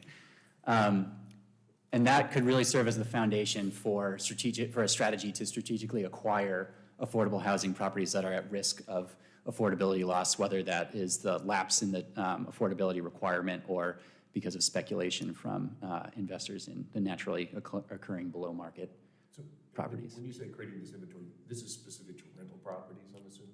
Yeah, Okay. correct. Is all of this specific to rental properties? No. That's what I No. was just- Because the last two could theoretically be available for property owners and homeowners as well. And the middle one. And the middle one, yeah, that's true. The middle one really turns renters into owners. Right. And are you thinking that from a condominium perspective, or are you expecting someone, a tenant in a multifamily place to buy the entire multifamily unit? No, like a condo association kind of thing. Okay. Yeah. Sorry? Or a shared equity model? Yes, yeah. Okay. But yeah, a shared ownership model, not one where just one person buys the whole thing. Yeah, Okay. Yeah. Just wondering. yeah, good question. So priorities, unintended consequences, short-term versus long-term, existing momentum. Anything that's missing? I mean, these are all great goals. Great. I think particularly with the second one on there about properties that have started to decay in their upkeep. People keep the rents low and then usually sell off the property to new buyers who refinance them and redo them. And now they go to a Market rate or above, right? I mean, that's just the cycle Yeah, that things go through. So, and we have a lot of properties like that in Asheville yeah, that are, you can just see them all the time, they go up for sale. And I think that's where someone needs a big pool of money and to be able to move quickly to acquire them though. yes, Because it isn't something that you can plan for 2 years for and then take a year to get funding for. right, It goes on the market and you've got 6 months because you're competing with other buyers to get that property done. And I Yeah. think that's where our housing trust fund process is not really set up very well to do that. mhm, Because when Homeward Bound did Short Michigan project, I mean, we had to get like a year-long option to buy the property in order to get through all the funding stuff required to get it. And, that's unusual to be Yeah. able to do that. right, Charlotte has a really pretty good working model, where they have there's actually a specific company that specializes in this, and they have a fund. It's not the exact thing of this, but it works really well, and I got to tour one of their complexes, so where it was not great housing, right, naturally occurring, and they came in, they bought it, they rehabbed it, and it's gonna be affordable for maybe permanently, I can't remember. They mean who? Charlotte? It's a specific company, no, that Charlotte, I mean, there's a couple different fund pools in Charlotte. No, it's a private developer. And this highlights Mission driven, but. a system-wide weakness of ours is if we think about that, who would do that and what organization other than Andy at Habitat. I'm not doing this entire plan. Andy, why haven't you fixed things? I mean, come on. This is not my new strategic plan. Well, you give the staff. But, you know, I don't know that there's a natural organization we would say, who would we give these dollars to do this? And I think something to highlight in here is us being able to foster a nonprofit or nudge some people in this direction to be essentially a community developer for permanently affordable housing. Right. I mean, MHO is probably the closest thing we have to it. I think what might be missing, or it might be somewhere else, but I don't think it is making sure that our housing authority is getting the maximum amount of money it can from DC. With the problems we've had with vouchers, not just affecting our community, but the amount of money that we have to invest in this. And that needs to be, you know, we need to keep in touch with that and make sure that our housing authority is doing everything it can to get the maximum amount of money for our community. Yeah, absolutely. Thank you, David. Anything else on this one before I move on?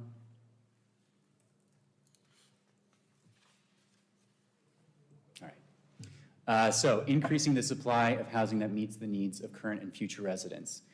So this means, you know, increasing regulatory incentives citywide, reducing regulatory barriers to development, continuing to develop city-owned property for affordable housing, creating an acquisition fund for affordable housing, permanent or otherwise. We had a long discussion about that yesterday.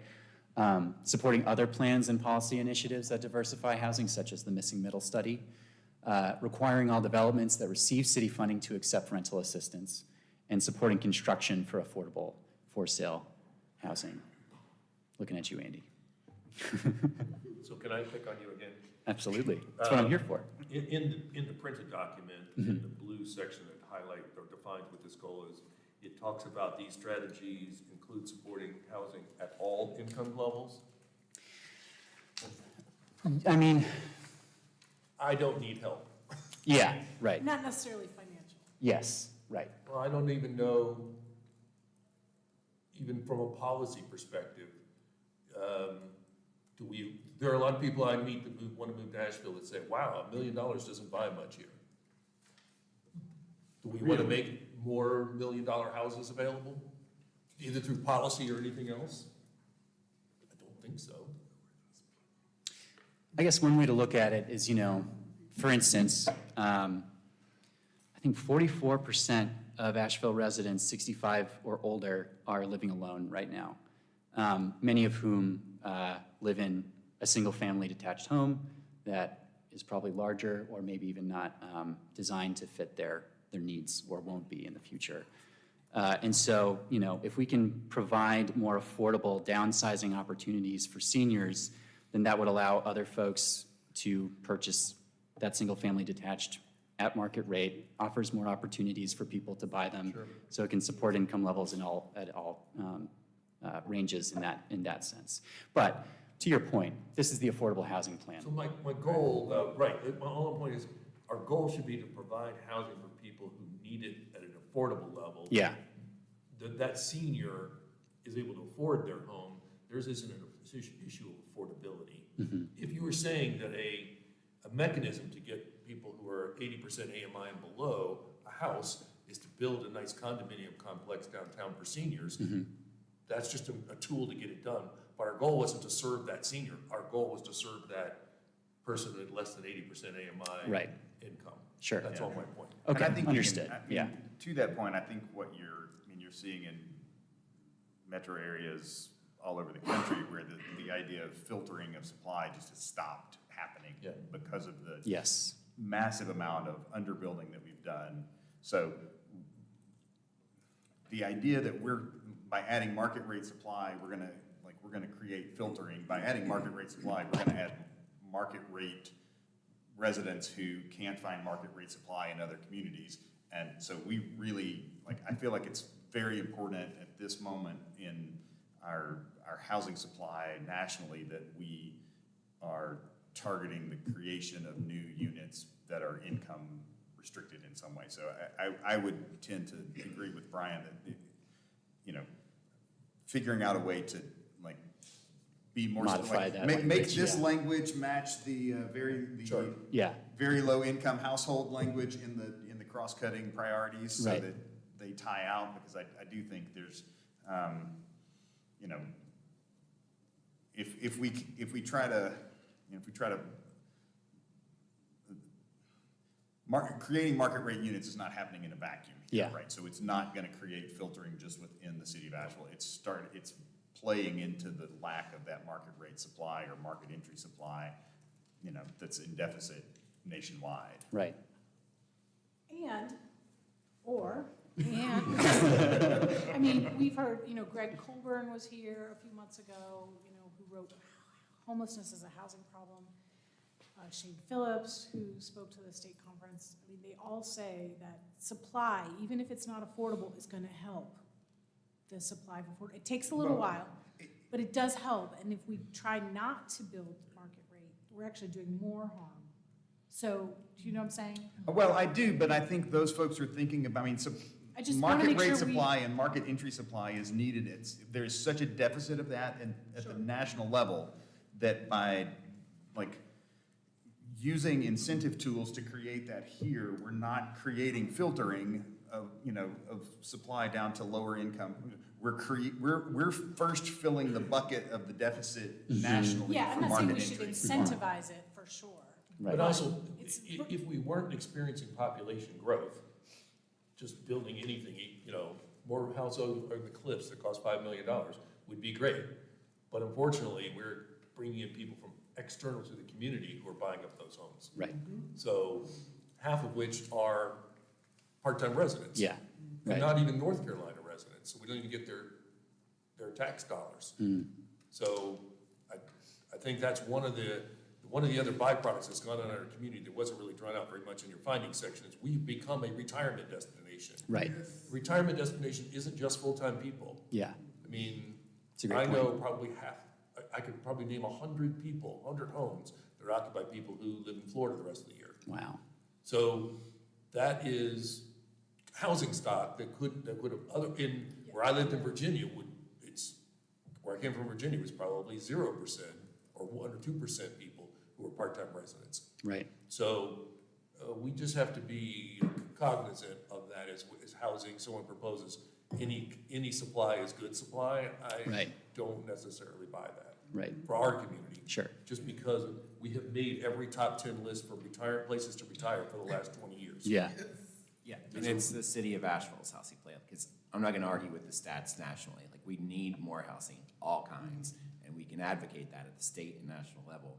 But we're talking about our plan, we need to make sure that our community is the one we're really trying to focus on. yeah, absolutely, absolutely. Anything else? Okay. Yeah.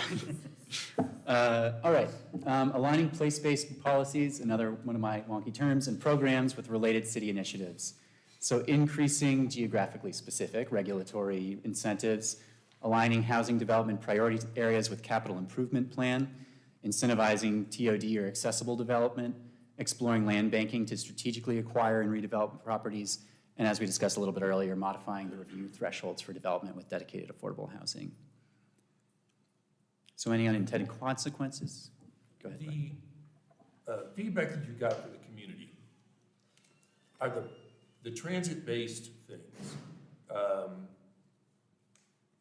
I don't have a tremendous amount of experience with people who are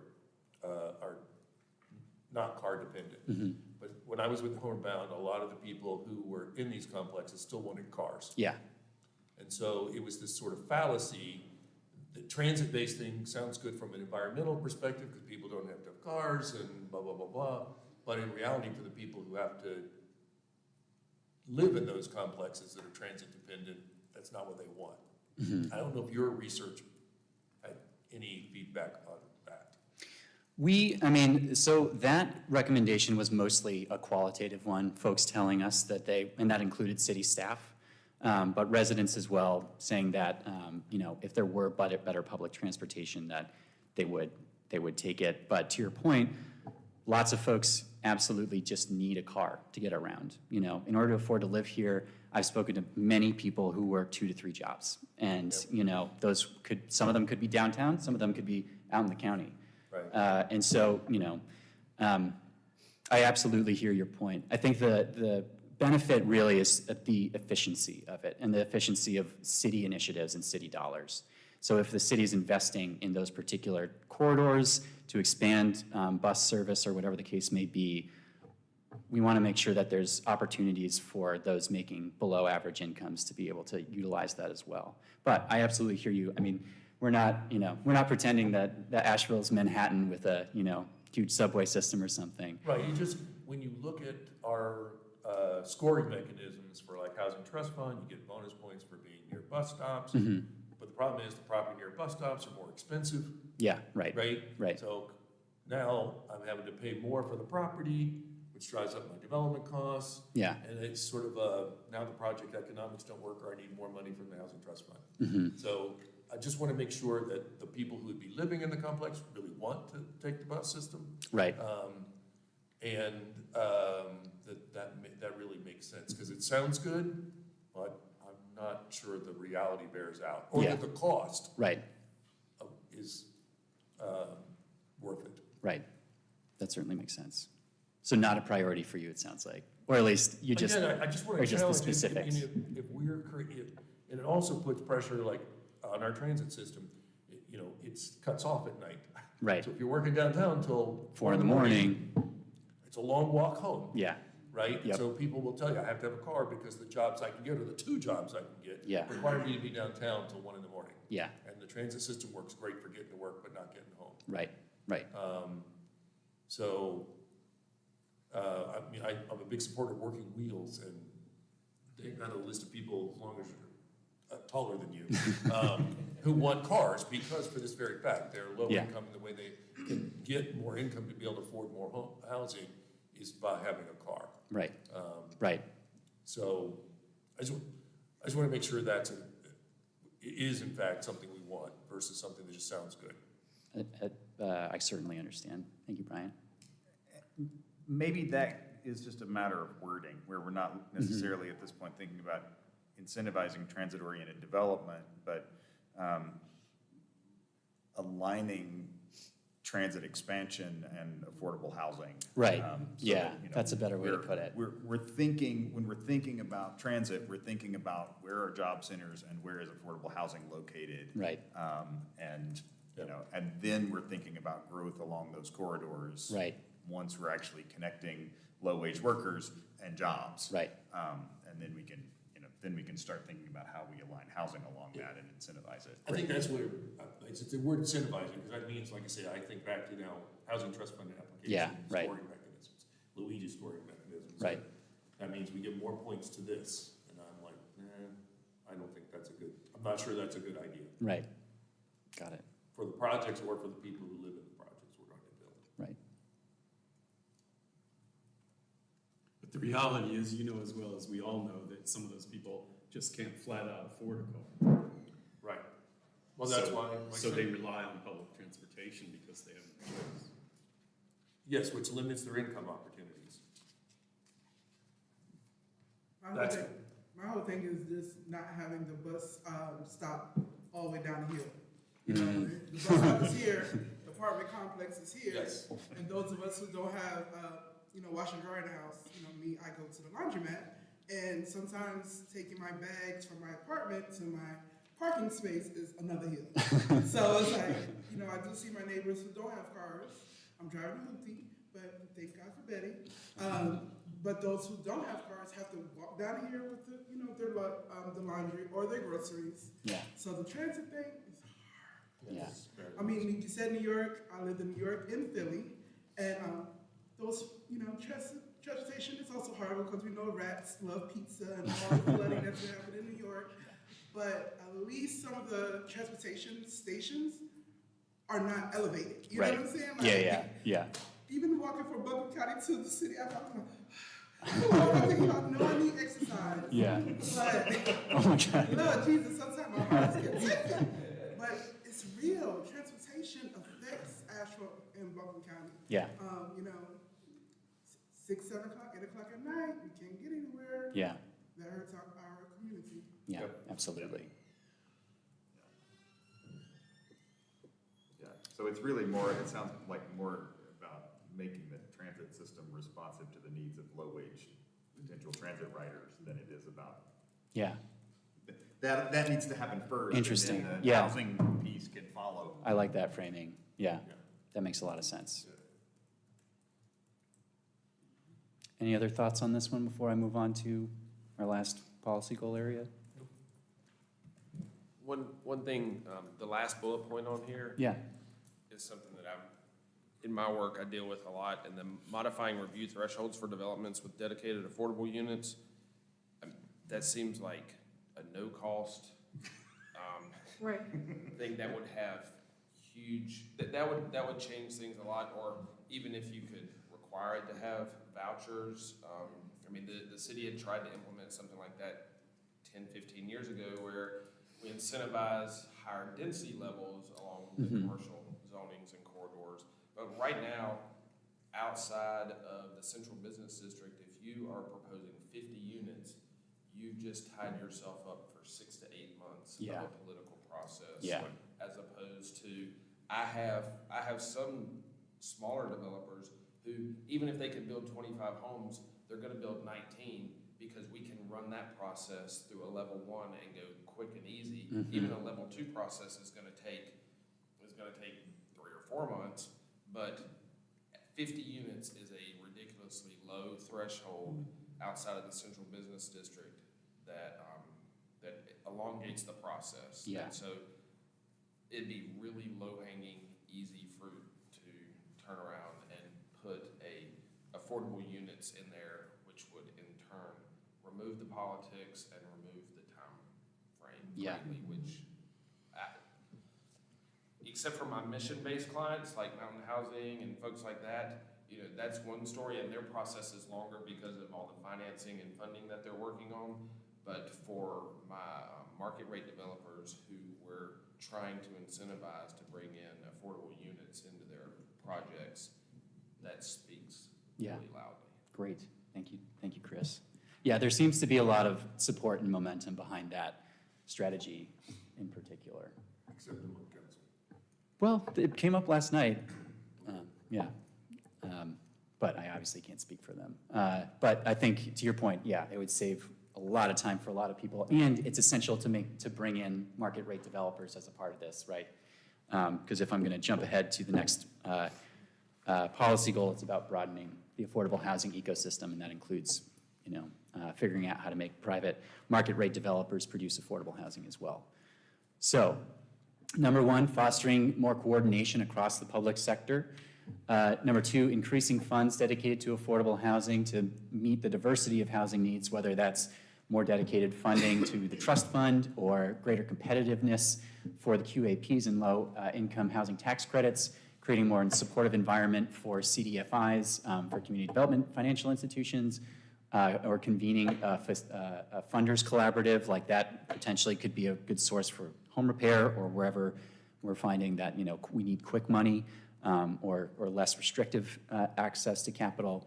And then to your point earlier, Andy, about building capacity for local nonprofit developers and the skilled workers that are needed to support that, and increasing the capacity of nonprofit service providers as well, because that is often an essential element of supporting affordable housing too. So, any priorities, short-term, long-term? So one of the things you had back on page 1 was that we needed to create longer affordability terms. Yeah.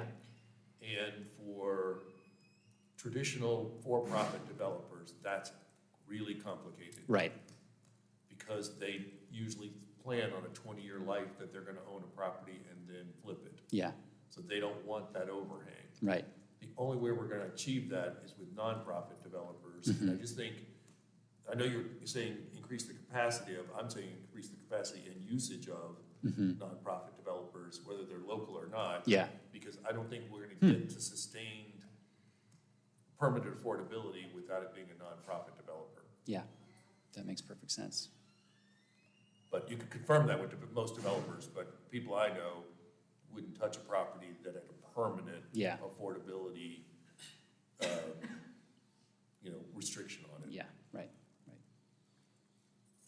And I would just say, I have to leave in a moment to go to another meeting, but I just wanted to jump that line real quick.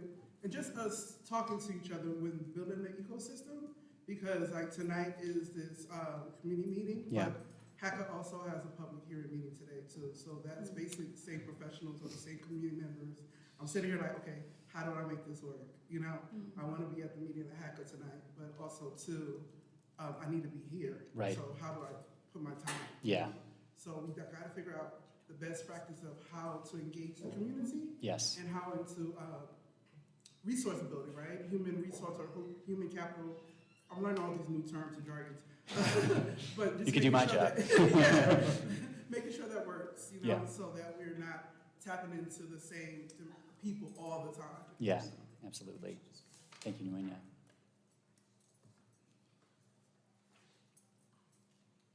So other unintended consequences or, I love the point that you all brought up about needing to make sure that we have the construction trades skills to support the nonprofit developers. Are there things that need to happen before these to help us broaden and strengthen the affordable housing ecosystem?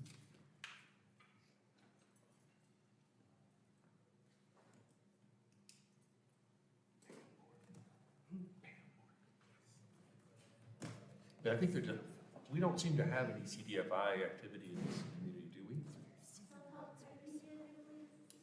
Yeah, self-help is Mountain Housing is just, a CDFI. Oh, are they? Mountain BizWorks is a CDFI. Okay. MHO, I think, is a CDFI. Yeah, that's what I said, Mountain Oh, Housing. Oh, no, okay. Mountain Self-help Housing, Mountain is, you know, BizWorks, and self-help. Self-help has traditionally done most of their real estate activity in the triangle. They are a financer of the West Haywood Street project, or the Haywood Street congregation, so that might be one of their first Okay. big ones here, and so. We've developed a relationship with them because we're in that project, so hopefully we can expand their role. They want to expand here. We definitely are interested in bringing in some other CDFIs. And also just CRA lending from regular banks. Sorry.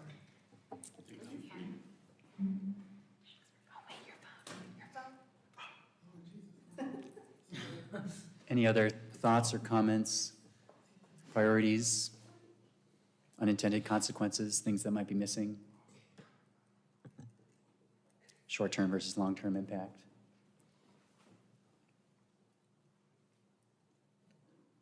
All right. So again, these are the questions that we've asked, and now that we've had this discussion, I'm curious, have your answers to any of the previous strategies changed now that you've heard our 5 subsets? Are there any other additional unrelated consequences that we haven't thought of, or strategies that are missing? Things that you prioritize differently? I'm just curious if this discussion has changed your thoughts on anything you had held beforehand. I have a question that isn't related necessarily to one of these, but I'm curious in your process, like, did you try sorting these in any different ways? I feel like there's several of these that are like, oh, this could also go over here, or this goes better over here, or Right. like, and sort of between the priorities and the goals and then the strategies underneath them, it feels like there's some bleed, and I don't know if, on the one hand, I think that's a good thing because it creates unity across the plan, but I wonder if there is a way to, like, if you sorted the buckets into it, a different way, is there, like, do you create more cohesion? Like, everything that's around addressing the racial homeownership gap, all lands here. Or everything that supports, tenants at 60% of AMI and below, lands here. I mean, I absolutely understand what you mean. I think the challenge, as you all know, is that housing is a vast ecosystem and it's complicated, and there's overlapping things in every category. I think maybe we could do a better job of kind of drawing the connection between the priorities and the goals and the strategies. But some of the cross-cutting priorities will need multiple strategies and fall under multiple goal areas to achieve them. Some of the strategies frankly overlap with other goals. It's pretty difficult for us to like truly neatly get all of this into discrete buckets. Would you like to add something? Yeah, I'll Vicky? just add, so having been on the implementer side of this, so as we were coming up with the strategies with the team, we did a whole whiteboarding session with Nikki, Sasha, the team, and I think we ended up with like 8 or 9 subcategories. So we went back and we were like, that's a lot of goals to think about. Like, I want you all to feel like you're empowered to, when you're talking about this work, to be like, the core goals of this are X, Y, and Z, right? Like for Sasha, whoever it is, talking to funders, bringing more people to the table to really succinctly be able to tell a story. So that's why we cut it from, or like reoriented from 8 or 9 down to 5, so that like there are 5 things you can really quickly rattle off and tell the story well. But I think we can also think about like building some matrices. I think the Toledo plan is oriented around like policy changes, new funding, like they use more mechanism orientation of how they've grouped things. So we can do kind of a matrix that does that too, where it talks about like what will require city level policy versus state level policy. So I think there's some ways we can visualize that. And we're happy to share that with the group as we work that out. And would love your thoughts on like, does that feel like a better orientation of the goals? Or are these more narrative forms more of a fit for Asheville? Because we want to produce something that feels helpful for y'all of telling the story, getting council support for things, community support, and partner support. So that was our thinking around where we landed with those 5. I think it all comes down to me, though, in terms of rationalizing the recommendations. And so I don't think rationalizing them within a goal is helpful as much as all as one large set of recommendations. So that was when I looked at it, what you were trying to do was like, oh, within this goal, which is the most important? Well, the most important thing in goal 1 might not be half as important as the third thing in goal 2. Sure, right. So, right. And since they do cut across, I think it's fine to have the 5 goals and to be able to speak to it that way. And then we just need to drive of the 43 recommendations, which ones are we going to fund, which ones we're going to take actions on in our first initial phase, Yes. which ones have to wait to a later phase. Yes, absolutely. So I don't think it's really, the goals are fine for me. It's more of the recommendations and what you do with them. Right. And I would significantly recommend against trying to prioritize within a goal. Yeah, sure. Because you really have, like, as Andy was saying, there's different ways of organizing the recommendations away from the goals even. Right. Because there are a bunch that are just like city staff related, policy related, zero cost for changing how city council looks at a project. Right. Right? That's a simple policy thing, but putting more money into affordable development, completely different thing. Yes, absolutely. So there's a lot of skill building things. Yeah. I think could go off in our own little section, and we would probably want to do all of them. Right. Without much thought. Right. And then the ones that are big ticket are the ones we'd have to think about funding. Yeah, absolutely. And so we plan on, phasing these recommendations with that in mind. What are the things that we can, implement immediately? What are the things that we can get going in the next year or so? What are the things that are going to take 3, 4, 5 years to really get off the ground? And I like the racial equity lens that you put on this, particularly around like home ownerships in certain parts of our community. I'm assuming that we are coordinating with the Reparations Commission on this? Yes, we've spoken with the Housing IFA. Because, I don't want to be duplicative with them in terms of when they make a funding request. It should, if we're trying to get this funded through this, it should, if it's going to duplicate, it should be supplemental to, not in equal weight. Right. So you're doing 2 homeownership programs. Right. That, have to be administered. Yeah. Yeah. So, because that's a county and city commission, not just a city commission. Right? So that's why it has if we say we're gonna do this city program, how would that relate to a county and city funded program? Yeah. I just wanna make sure that's been thought of so we don't get out in front of them or not be coordinated with them. Yeah. The work that they're doing. It's a good point. I think they tend to focus on the city because that's where urban renewal happened. Right. The county was a participant in that, I think, Yeah. at some level, right? So it's a very good point about who actually implements. Is it all And the city but versus? also putting these things in that gives us another funder for them to make them a bigger program though. Right. And we are in the county. Yeah, we are in the county, and they have more money than we do. So, but anyway, so just in terms of sources of funding for that. Yeah, absolutely. The only other thing that would strike me with some of these recommendations, and I don't know where you get to, some of these seems like they deserve pilot programs, Right. Yeah, right? To study the impact of, yeah, like, with some of these ones, particularly the ones that are geographically based. yeah, To me, I would love to see it be, we take a neighborhood and see what we could do in the first 3 years. yes, And then if that works and no unintended consequences emerge, then we roll it out versus like trying to do 5 or 6 neighborhoods simultaneously yeah, and end up, unintendedly hurting yes. a bunch of people. Yeah, yeah, and we've talked about having some, for that exact, thing, doing pilot programs for some of these, because there just isn't the staff capacity or the money to launch them all immediately. And so, to your point, we also want to evaluate what kind of impacts some of these policies might have in a contained space before perhaps unleashing it citywide. I just caution on the piloting things, like place-based strategies are not the place that you want to pilot. I think the literature on, neighborhood-based community development is, 15 to 20 years to really see any kind of outcomes, and where people have done shorter-term investments, like you just don't. It's not solidified, and Right. it doesn't happen. So piloting is great. That's probably not the place you want to pilot, because those pilots tend to turn into like, oh, we're going to do this for 3 years, and then we're going to do this for 3 years, and then we're going to go over here for 3 years, and that's just like throwing good money after bad, at least from what my experience in the neighborhood development literature is. Maybe phased is the way to think of it, like, you know what I mean, versus pilot. Like you start one place, and then in a couple of years you start at the next place, and you're not abandoning any. Yeah, but even with that, it tends to, the funder focus tends to shift to whatever the new place is, and the past neighborhood is. I mean, you can even look at that with the sort of plan on a page neighborhood plans that we have, where one will have, one's getting a lot of traction for a while, and then another one's getting a lot of traction, and then whichever the new one comes out, and then that's,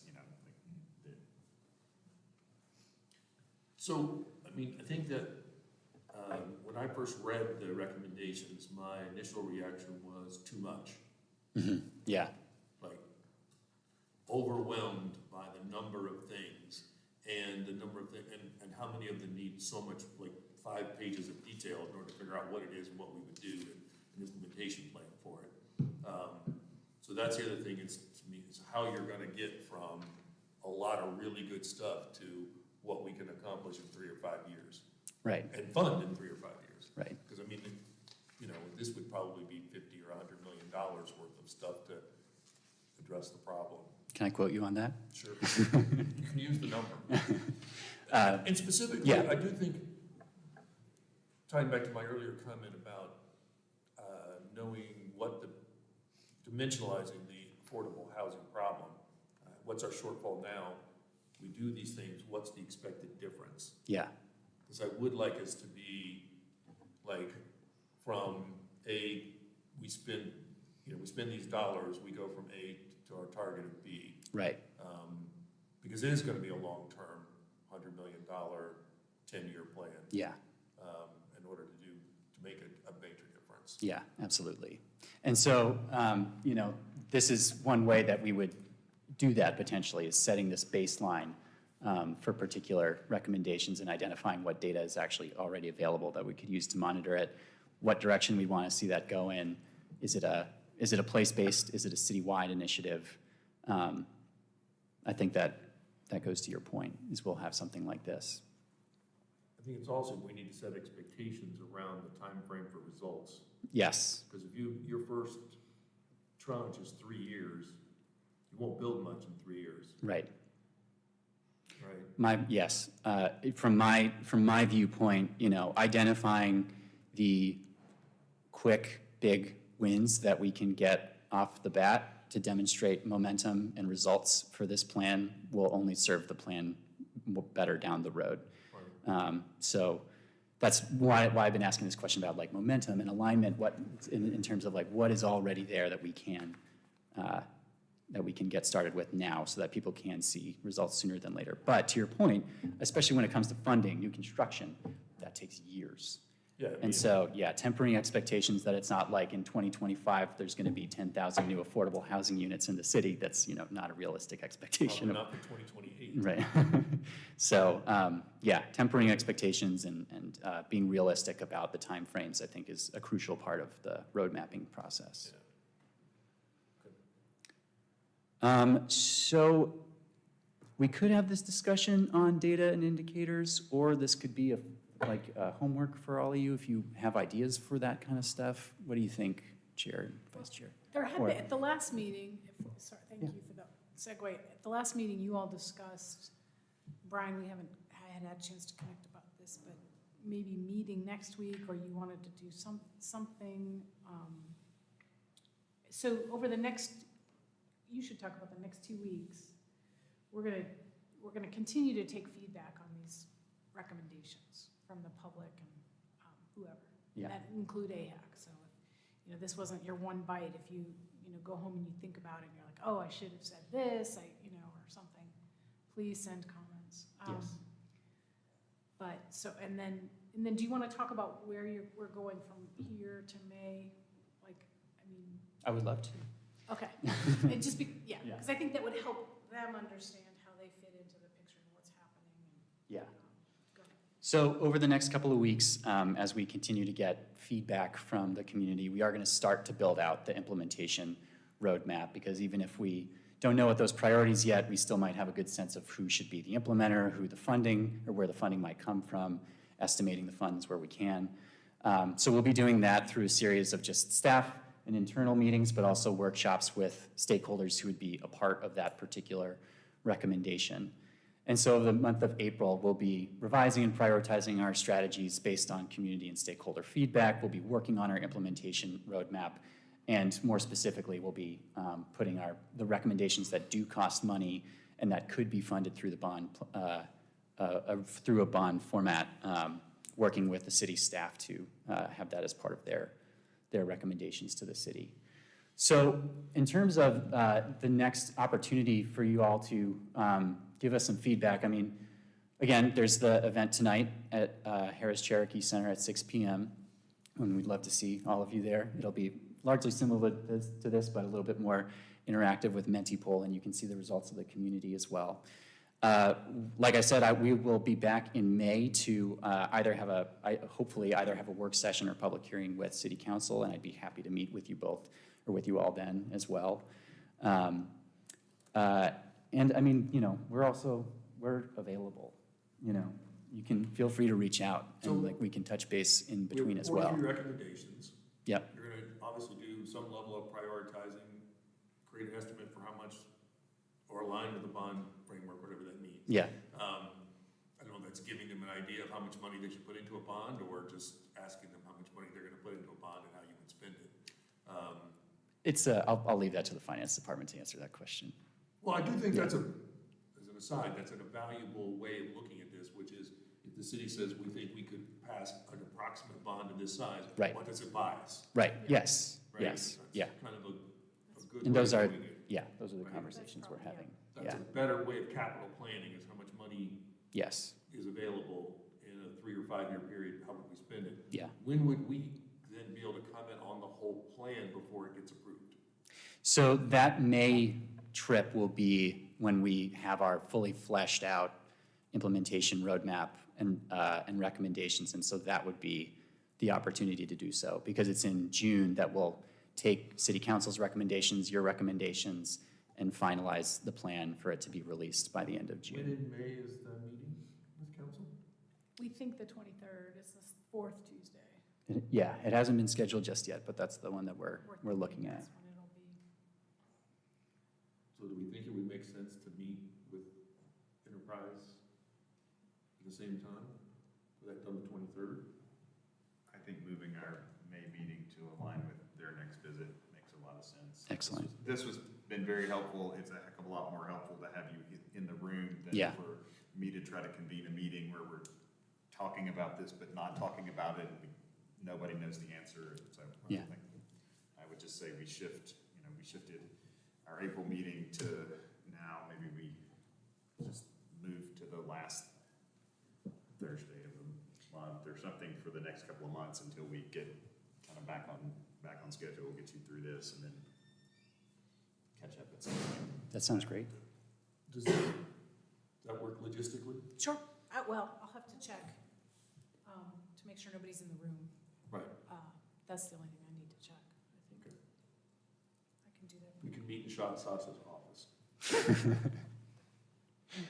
Yeah. Well, And so, your question about metrics, I don't think we're gonna get to that in the discussion today. but Right. It feels like if you, I mean, as soon as you had some sort of sense of like prioritization, you start to hone in on the implementation plan, like, if you could, send us, some draft, a draft set of what your goals are likely to be, we could start thinking about metrics in Sure. advance of that, and, and feed that back into you. great. I mean, actually, just sending us the Toledo metrics, that was pretty small for me to read. I think that would be helpful. Yeah, absolutely. Because I'm sure it's gonna be somewhat similar. Right. Right? It's Yeah. not gonna be 180 degrees off. Right. But just being able to look at that and just think about then how you measure progress down this would be very helpful. Great, okay. I'll send that link to Sasha and she can circulate it to you all. I mean, the real thing around metrics to me is that, whatever we use for a metric is something that's easy for us to report on, and we can keep having that, like, we don't get a lot of reporting on, money allocated, units complete, like, it's very hard for us, the time frame is so long that we don't get, we're not able to track stuff, every month when we meet, and it would be amazing if we had, that kind of dashboard that was just like, it's trending in the right direction, it's trending in the wrong direction. Right. And it was data that the city could, city staff could pull, or someone could pull, and, Yeah, great. yeah. Yeah, because some of the goals, like, the first one was like stay and strive in Asheville. Right, Those are hard to measure. to measure. Yeah, Especially the thrive one. right, Stay is a little bit easier, right. but thriving is like a survey-based thing you'd have to do or something, and you say that's, Yeah. I don't know if that's what you did in Toledo or not. Well, we certainly feel like, part of the evaluation process should include some kind of qualitative assessment as well. I mean, that's how we came up with so many of these recommendations, and as the city, develops more of a data collection culture, there may be opportunities to have additional quantitative metrics in the future, but where those are absent and we can find a good qualitative source for that kind of evaluation, I think that's important too. Yeah. How far is Toledo into their implementation? They adopted it 3 years ago, is that right? Yeah, in fact, we were actually just talking yesterday about calling them up and talking to them and getting some feedback and figuring out how we could, what's going well, what's not going well, what was helpful, what wasn't helpful, so that we can make sure to incorporate that for, yeah. I'll say advisors also worked on Prince George's County, Maryland's comprehensive housing strategy. I believe that passed in 2017 or 18. And we've actually been working with them since then on implementation. So they have a group not too different than this one that they had convened for the first 3 years after implementation to keep driving and helping on studies and being really involved with some of the work. And so advisors also produced annual reports for those first 3 years. So I'm happy to send those your way as well to give you a little taste of what that other side of the planning process can look like as well. What time would you all like to meet on the 23rd? It's a Tuesday. If this room is open. 9 is fine with I me. think this time Okay, works. got it. Because you guys are coming in night of the 22nd. Yeah, if not before, yeah. Well, with that, is there any other questions, comments, thoughts? I appreciate the work that you guys have done and the way you've reached out to our community. I feel like you've captured that. And I appreciate your openness to letting us, just roll up our sleeves and, have at it this morning, so. It's wonderful, really, it is. I thank you all for your thoughts and your feedback, really, so much of this is, you all are gonna be some of the biggest champions of this plan. And so making sure that you feel involved and like we're actually, integrating your feedback is really genuinely important to us. So I'm very happy to hear that. All right. All right. Thank you. And with that, we'll open it up for public comment. Do we have any public comment in the room? No emails came in. No emails came in.